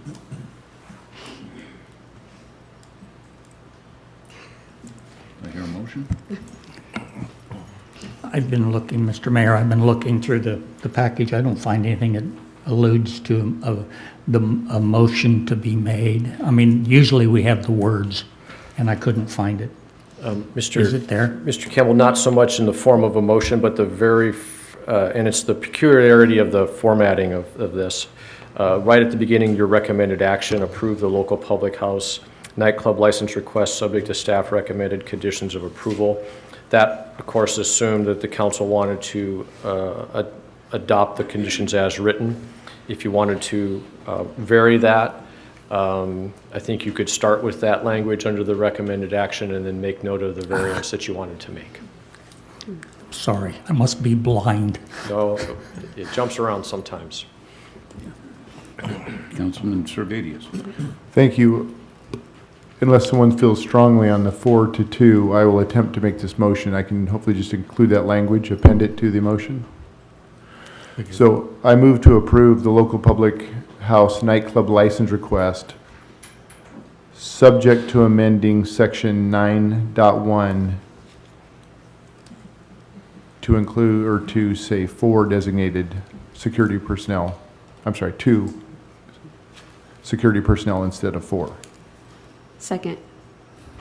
So we've got a motion to approve the local public house nightclub license request, subject to one change in staff recommendations, which is 9.1, amending that from 4 to 2 designated invisible security personnel. Motion by Servadius, second by Heisen. Any discussion? All in favor, say aye. Aye. Any opposed? Okay, it passes. Can we take a 5 minutes? Yes, I think we're going to take a 5-minute break and come back at 7:55.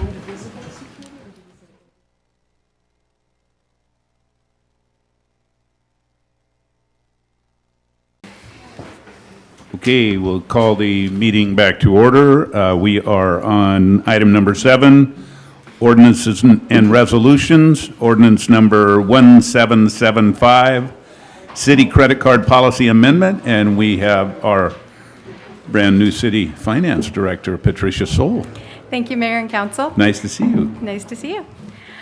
This is Agenda Bill 7A to amend the City Code Chapter 3.74 on the credit card use.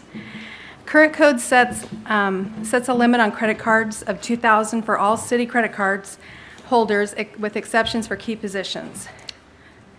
And they were identified when the code was currently approved. The revised code as presented will remove the specific limits by council action and instead allow the finance director, with the approval of the city administrator, to set limits up to $15,000 for city card holders. The limit of $15,000 could be exceeded temporarily in the event of a disaster, emergency repair, or some other one-time event, and then would be immediately returned to the prior limits. This code change has language to allow collection of disallowed purchases by withholding it from the employee's paycheck for the purchase and any interest and penalties associated with that purchase. This will require an additional step of updating the credit card agreement with all city card holders, requiring those forms to be signed to be allowed to keep or receive a new credit card. The recommended action would be to adopt this ordinance, 1775, amending Chapter 3.74 of the City Code. Thank you. I'll give the those in attendance an opportunity to speak. Anybody from the public care to speak on this issue? Not a lot of public left. Going once, twice. Let's bring Patricia back. Okay, council? Questions, comments, motions? Councilman Olmberg. Thank you, Mayor. I move to approve ordinance 1775. Second. Motion by Councilman Olmberg to approve, second by Councilman Campbell to approve ordinance 1775. All in favor say aye. Aye. Any opposed? Unanimous. We are moving now. Okay. On to item number 8, contracts and agreements. Purchase authorization for Vector trucks. And we have our Public Works Director, Kathy Rosen. Take it away, Kathy. Okay, thank you, Mayor, members of the council. We are here tonight to request authorization to purchase 2 new Vectors. So that's what a Vector looks like. It has high pressure or high water pressure hose as well as suction. The 2015-16 budget currently includes funding for the replacement of a 1990 International Vector, which is owned by the Water Division. And in 2017, we're scheduled to replace our 2001 Sterling Vector, which is owned by the Wastewater Collections Division and used by both Wastewater Collections and Storm Drain Divisions. There's about 180 to 360 day delivery time, and so we're going to be asking for approval to order both Vectors now with an anticipated delivery date in 2007. So both Vectors have met the replacement criteria, and they are, I can't read all that far away. I don't have my glasses. Number 81 is a 1990 International Vector, and it's been part of our city fleet for over 25 years. It was purchased new by the Wastewater Collections Division, and then in 2002, the Water Division purchased it used. And they use it more than 200 hours a year, but that is increasing. And then the other Vector is number 83. It's a 2001 Sterling Vector, and it's owned by Wastewater Collections Division, and they've owned it since it was new. It's used by Wastewater Collections and Storm Drain Divisions. They used it a little less than 1,000 hours in 2015, but because of our NPDES stormwater permit requirements, that need is increasing, and we're estimating that we will be using it nearly full-time in the next year and onward. So the Water Division Vector, the oldest one, has about 100,000 miles on the chassis engine, but these vehicles, they park, and the engine runs for long periods of time, so they don't necessarily have the mileage on the actual cab and chassis, but the engine has approximately the equivalent of approximately 344,000 driving miles. And then there's an auxiliary engine that has about 3,900 hours, which is the equivalent to about 231,000 driving miles. The debris body is just completely worn out. We have actually worn holes in the tank and had to repair them, but there's still some thin spots, and it's difficult to find repair parts for this vehicle. Some of the parts suppliers refer to it as vintage. It's that old. What did I do there? So there's some pictures of the holes that we had repaired, and here's some pictures of the interior of that tank as well. It's so old and rusty that pieces of it are just sloughing off. Number 83 is the wastewater collections vehicle. It's a critical piece of equipment for wastewater and storm drain. They use it to clean the sewer lines and all of the appurtenances, manholes, lift stations, and such. They also use it to clean the storm drain culverts and catch basins and other appurtenances like the filter units on Pioneer Way. They use it to clean up spills and illicit stormwater discharges, and they use it to soft dig for repairs, for underground utility repairs, and the soft digging takes about 1/3 of the time and requires less staff and equipment, and it's also safer for our employees. As I mentioned before, our need is increasing due to the NPDES Phase 2 permit requirements. This vehicle was purchased new by Wastewater Collections Division. It has nearly 37,000 miles on the chassis, but as I talked about before, it's got about that's about equivalent to 475,000 driving miles. The auxiliary engine is estimated to have 3,260 hours, which is the equivalent of almost 200,000 miles.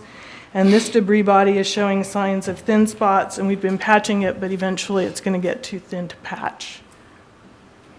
So there's some photos of the interior of that body as well. They're just basically worn out. So we did look at several options for replacing the Water Division's Vector. The first option we looked at was taking this Vector from Wastewater Collections, number 83, and having water pay the fair market value to wastewater, and then refurbishing the engines and the body.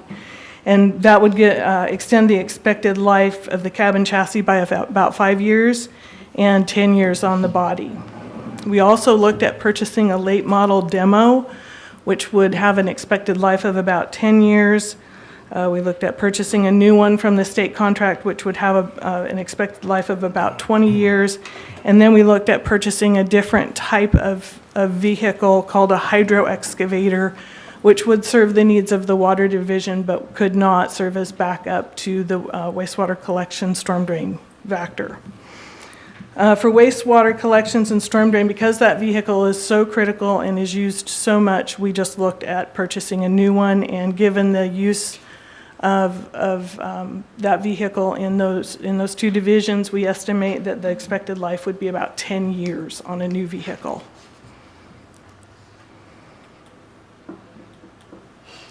So our recommended option for the water division, after looking at those 4 different options, our recommended option is to purchase a new Vector from the state contract, and the cost for that is $456,673.29. By the end of this year, there will be $432,612.16 in the equipment replacement fund. So we have been putting money aside for several years for the eventual replacement.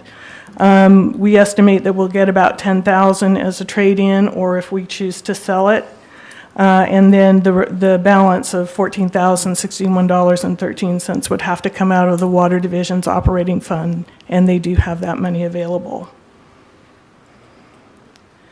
So the recommended option for wastewater collections and storm drain divisions is to purchase a new Vector from the state contract in the amount of $474,962.67.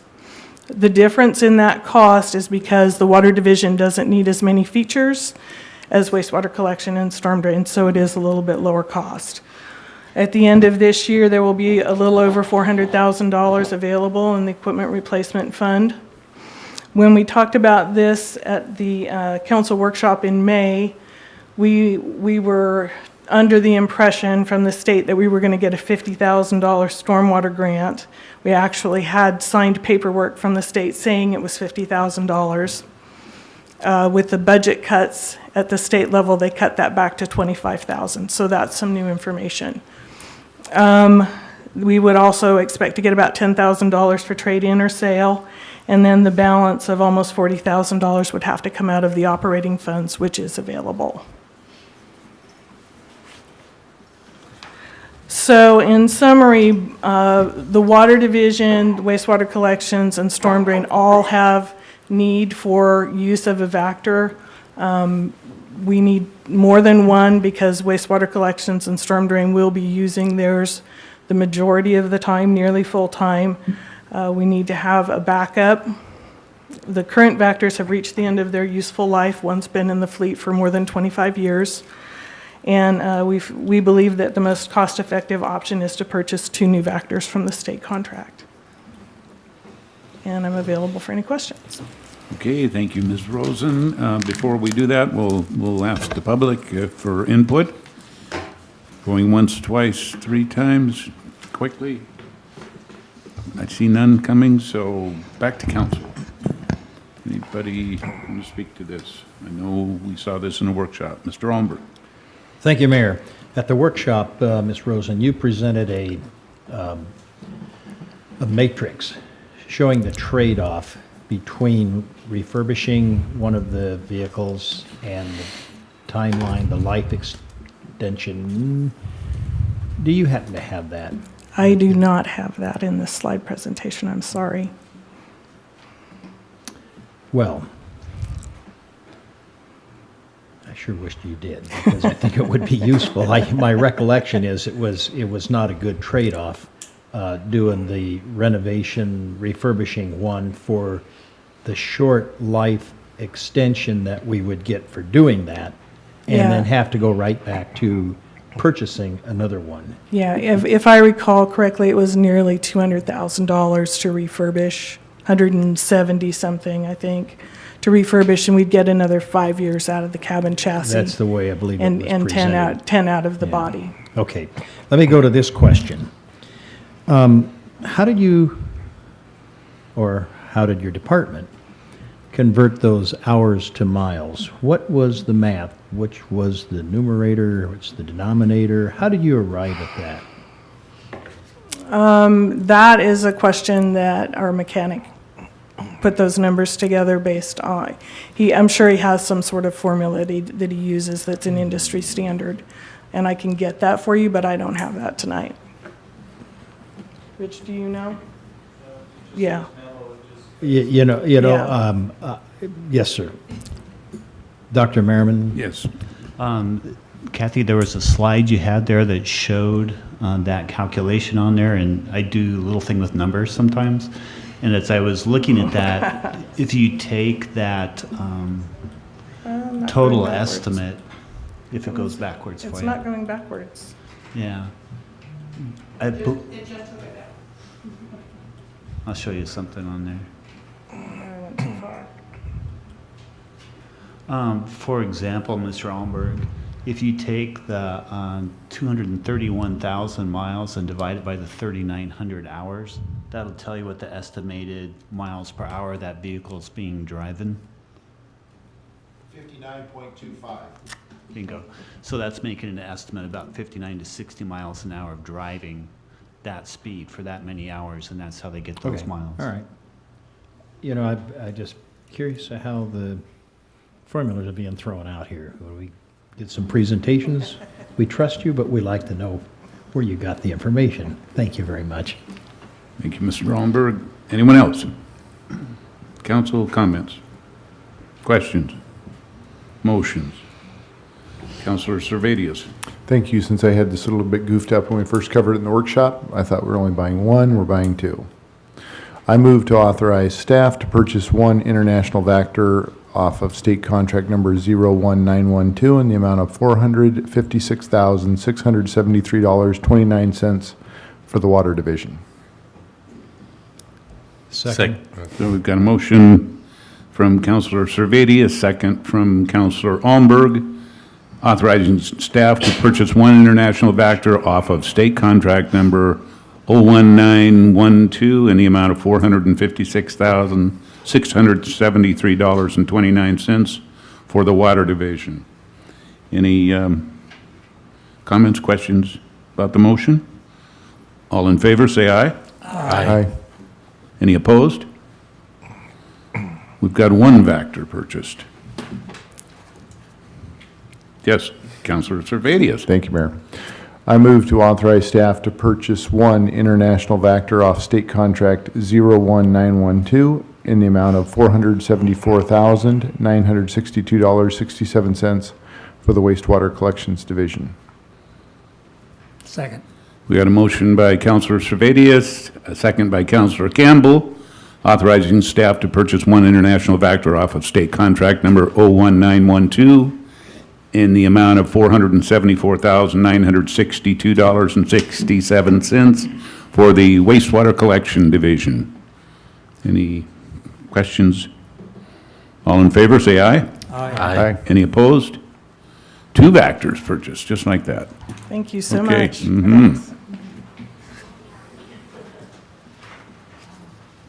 Okay, we're on to item number 9, other items for consideration.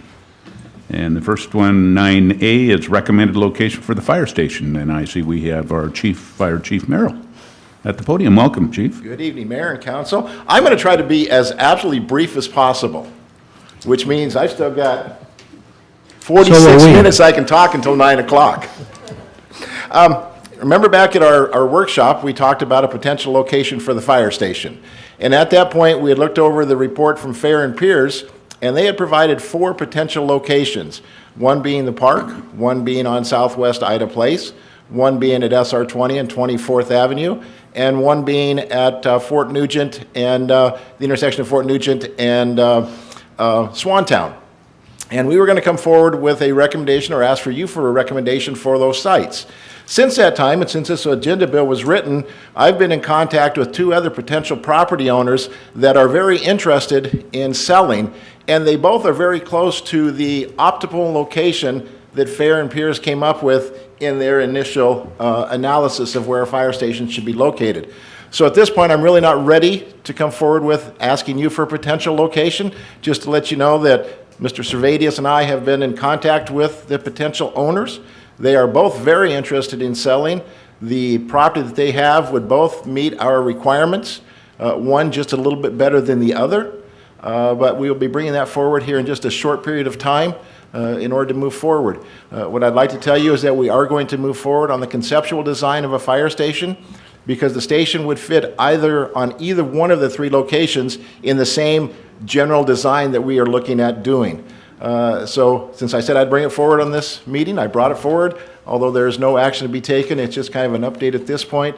But to let you know that we are diligent in finding the right location the first time to make sure that we do it right to begin with. The two other locations are on Southwest Swantown, so it does meet some of the concerns that some of you have raised. And I think either one would be an excellent location and they would serve us well. Okay. Thank you, Chief. We're on to the last item of the evening, 9B. This is also under items for consideration, create new lieutenant's position for the fire department. Thank you, Mayor. And again, back on the workshop that we had, a little bit of history, of course, since 1997, we have not created a new position in the fire department. We have an experienced 32% increase in responses, a 33% increase in occupancy inspections. We've grown by 3/4 of a square mile. We've had a population growth of about 10.5% since that point, and that consistently, about 50% of the time, we're running with a 3-person crew on duty, 7 a.m. till 7 p.m., which, as you remember from the annual report, the majority of our calls come in from 4 o'clock in the afternoon until 7 o'clock, when we usually have the most minimum staffing. We are in violation of NFPA 1710, which is the professional standards for a career fire department, which requires a minimum staffing of 24 hours a day on a fire engine. We look at our reduced staffing, that's because of vacations, because of Kelly days, because of the staffing that we have, the shifts that our folks work, in order to keep them below 212 hours per month. There's Kelly days that come in. A good example, this month alone, as far as our staffing goes for command position, our career officers, we are down 21 positions just in our command position alone for the month of July. So we try to move our people around in order to make sure that we've got coverage. We bring people back. A question was asked the other day, well, why don't you just bring somebody back on overtime? That'd be great if I had somebody I could bring back on overtime. With our 3 command officers, our 3 captains, all 3 of them are on vacation for 9 days in a row, depending on their shifts, they're all gone. So it's kind of tough to bring them back on overtime. We know that our staffing levels have been low for quite some time. We have tried to use our paid on call as much as we can. We know that we can't take our paid on call and put them into a career position because that goes against the union contract. Our union has been very, very receptive to allowing us to utilize folks when we absolutely need them. So we appreciate what the union has done. One other little fact that I didn't bring up at the workshop, that in the next 5 years, 50% of our staff is eligible for retirement. Now, if I'm not mistaken, 50% is about half of our department in the next 5 years. Not that they're going to retire, but that potential exists. So we have to look at doing some succession planning to make sure that we've got that covered when that day finally comes. So our fiscal impact for 2016 is $50,000, and then, of course, roll it into the budget for 2017 and beyond. This was presented at the June 15th workshop, and the recommended action is to authorize the creation of a new fire lieutenant position for the fire department. Okay. First of all, I'll turn to the public, see if we've got any public that, anybody here from the public that would like to weigh in? Seeing none, we'll bring it back to council. Who wants to, yes, Councillor Heisen. I'm going to ask this before Councilmember Ellenberg has a chance to. The fiscal impact, where will those funds come from? I realize that for this year they have not been budgeted for. What's the plan? How are we going to pay for this? Dr. Merriman. I'll go ahead and take that question. We have our beginning fund balances, which are the different reserves that we have for the general fund, which is where this would be paid. I believe the chief provided a number in there and the cost would be for this year, and we can take that from that reserve to get here. And then as we go into our budget sessions this fall, we'll be able to look at what that long-term cost impact is, and it would have to be a priority item that council looks at when they determine how to balance the general fund budget this year. Okay. Councilman Ellenberg. So I'm going to ask another question. If we're going to adjust the budget, and we do not necessarily have a budget commitment for the long term, Is it wise for us to make a long-term decision right now on this position? That's the first question. The second question is, how often does it happen that you're short a command person? And the third question is, are you not the chief that's like a department head, that you don't get paid overtime, but you show up in an emergency? If nobody's there to cover, don't you cover for that position? Those are three questions that I have. Which ones do you want me to take? Number 3 to I'll start. take number 3. Yeah. A good example, this month, we're down 5 command positions. So that's either a 12 or 24-hour shift. So I'm going to work those for those 5 command positions that come open. Last month, I took 3. When it comes time, if we are short-staffed, every night, every weekday night that we have a 3-person crew on, I work till 7 o'clock covering command. So there's some weeks that I put in 60 hours in a week. There's some weeks I've put in 72 hours in a week to cover command shifts and to do my regular job. So yes, I do come back and I cover positions and I cover staffing. My average work week is 50 hours a week by covering every time we have a 3-person crew, which is 70% or 50% of the time, I cover those shifts. So I put my hours in. I think that's answer to question number 3. Okay, and probably part of number 2 in there as well, a little bit. As far as the budget process on that, you raise a valid point on making a long-term decision on a short-term budget perspective just for this year. So the options that you have are approving this now as a full-time position going forward, and it just automatically calibrates into our payroll calculations we do going forward on year after year. The other items you can do are, if you're looking at, let me back up just a sec. The main thing you have, it's not a decision you can just push off, because Ray has an immediate need now to cover those shifts. So there has to be some kind of relief for that. The only other option you have then, and we've talked about it a little bit, and I know a couple of council members have talked to me about it, is can you do a temporary appointment of the position now and run it back through the budget process this fall to get that long-term decision you're talking about? And that's something we'd have to weigh out and have to go to the chief a little bit and say, can you make that work in there? Or is this just something we have to look at biting the bullet now and making that long-term decision? Thank you. I'll just wait for their comments and response from the rest of my council members. Thank you, Mayor. Okay, Councilor Servadius. Thank you. There's obvious a need. Chief Merrill was very patient the other day after the workshop and working through it with me. I had the same question I think that Mr. Allenberg did, and I asked Dr. Merriman that, is if we're a couple months away from, we're going to get everyone's requests, not just fire, but police. I'm slightly hesitant to make a long-term final decision. I don't know what our other options are. And there might be another priority that we'll have to decide what those priorities are. So if Chief Merrill brings forward a budget that has this as a new permanent position and that supersedes the other priorities at the time, then that's what we need to go with. So I support it, and I support, we've got to solve this issue. I know there's a need there.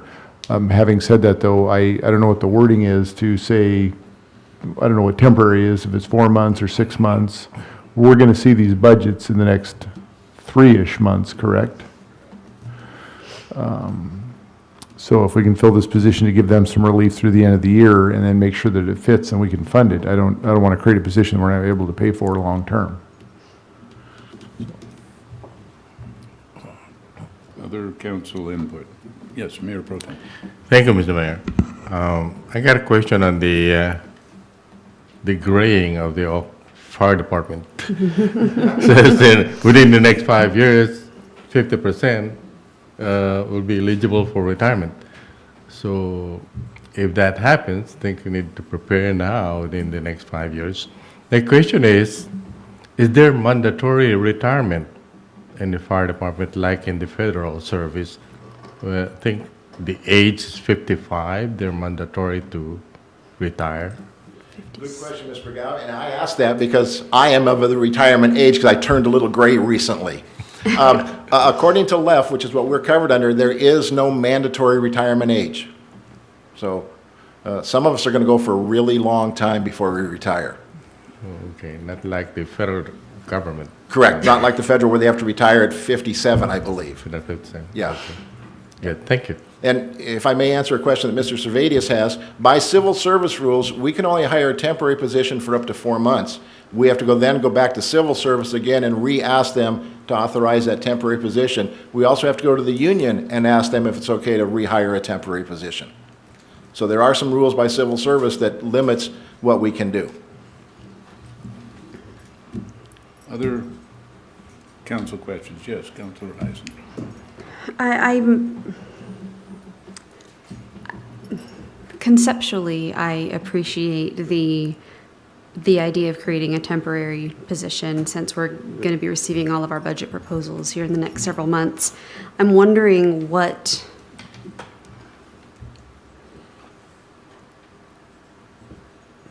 on a practical level, I'm wondering what would be the point of going through the motions and getting all the permission to get a temporary position in place when we know we're going to have to hire somebody. I mean, if we're out of compliance 50% of the time and there's a high likelihood that people are going to be retiring soon, I don't see not continuing a position if we decide to add one tonight as an option. So to me, it would make more sense, since we know it has to be done, to just go ahead and add the position, and then, like you said, bite the bullet when budget time comes and just have that worked into the existing structure.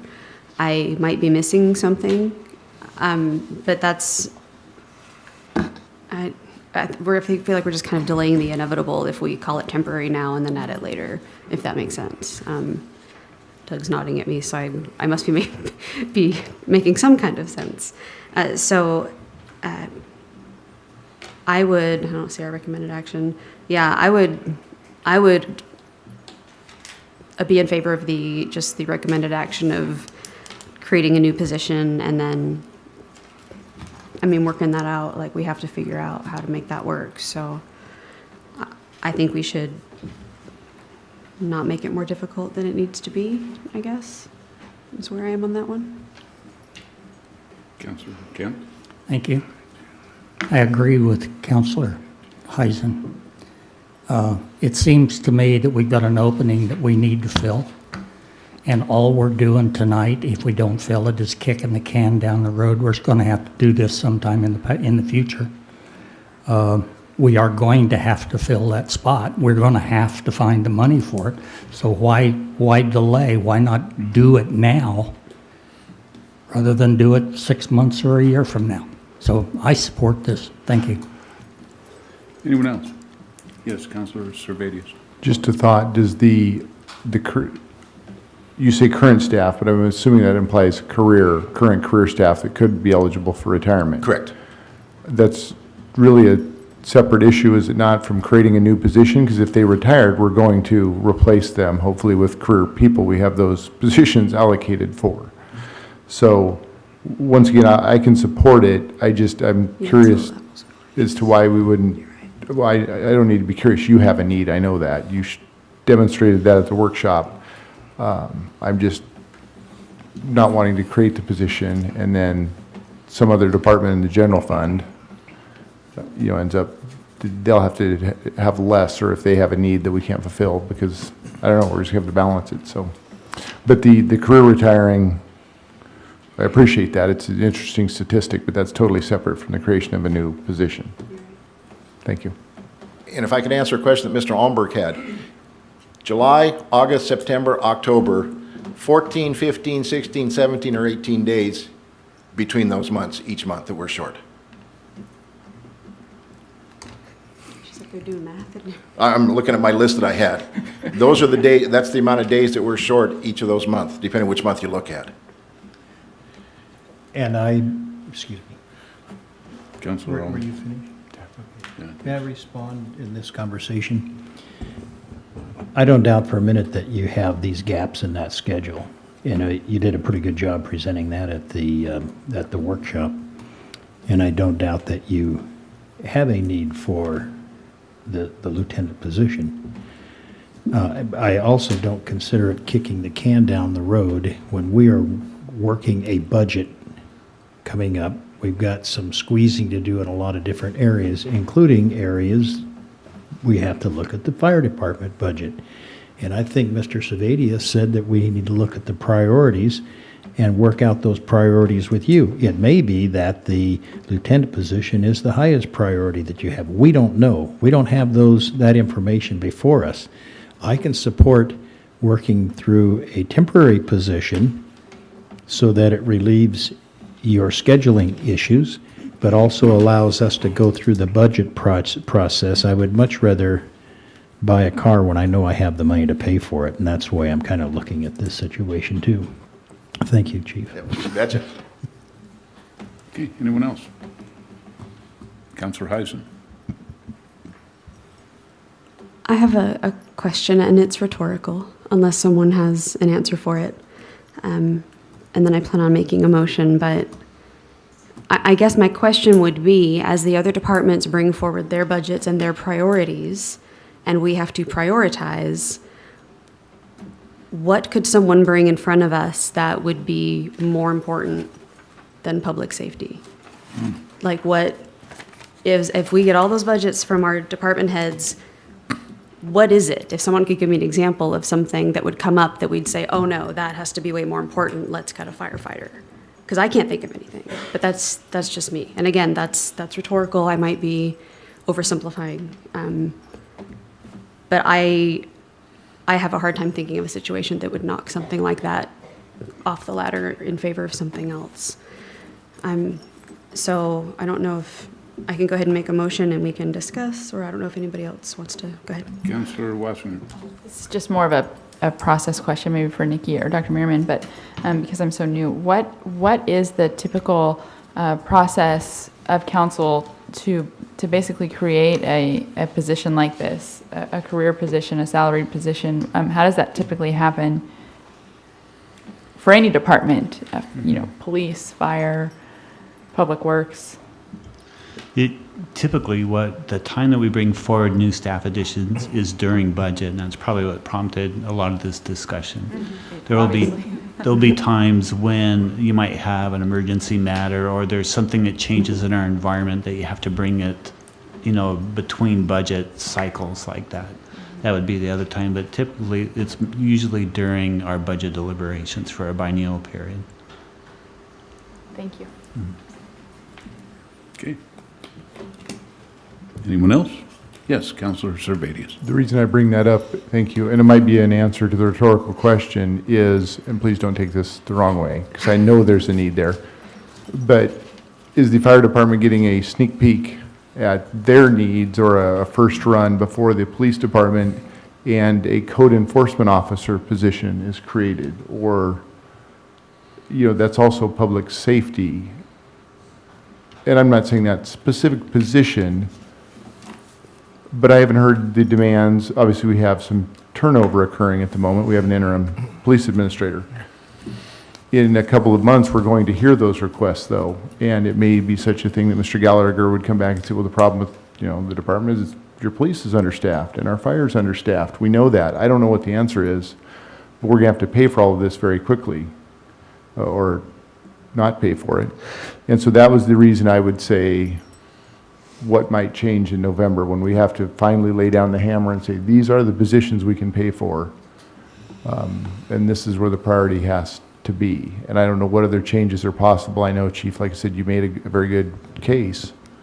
But that would be my answer to that question, is to give every department head the same level of, or the same chance, I guess, to argue their specific and immediate needs. Okay. Councilman Ollenberg. Thank you, Mayor. I like those choice of words, a sneak peek for your department. It's not sneaky. You presented this case, but in essence, through the process, the fire department, that department is getting the first bite of the apple before we even get through the budget process.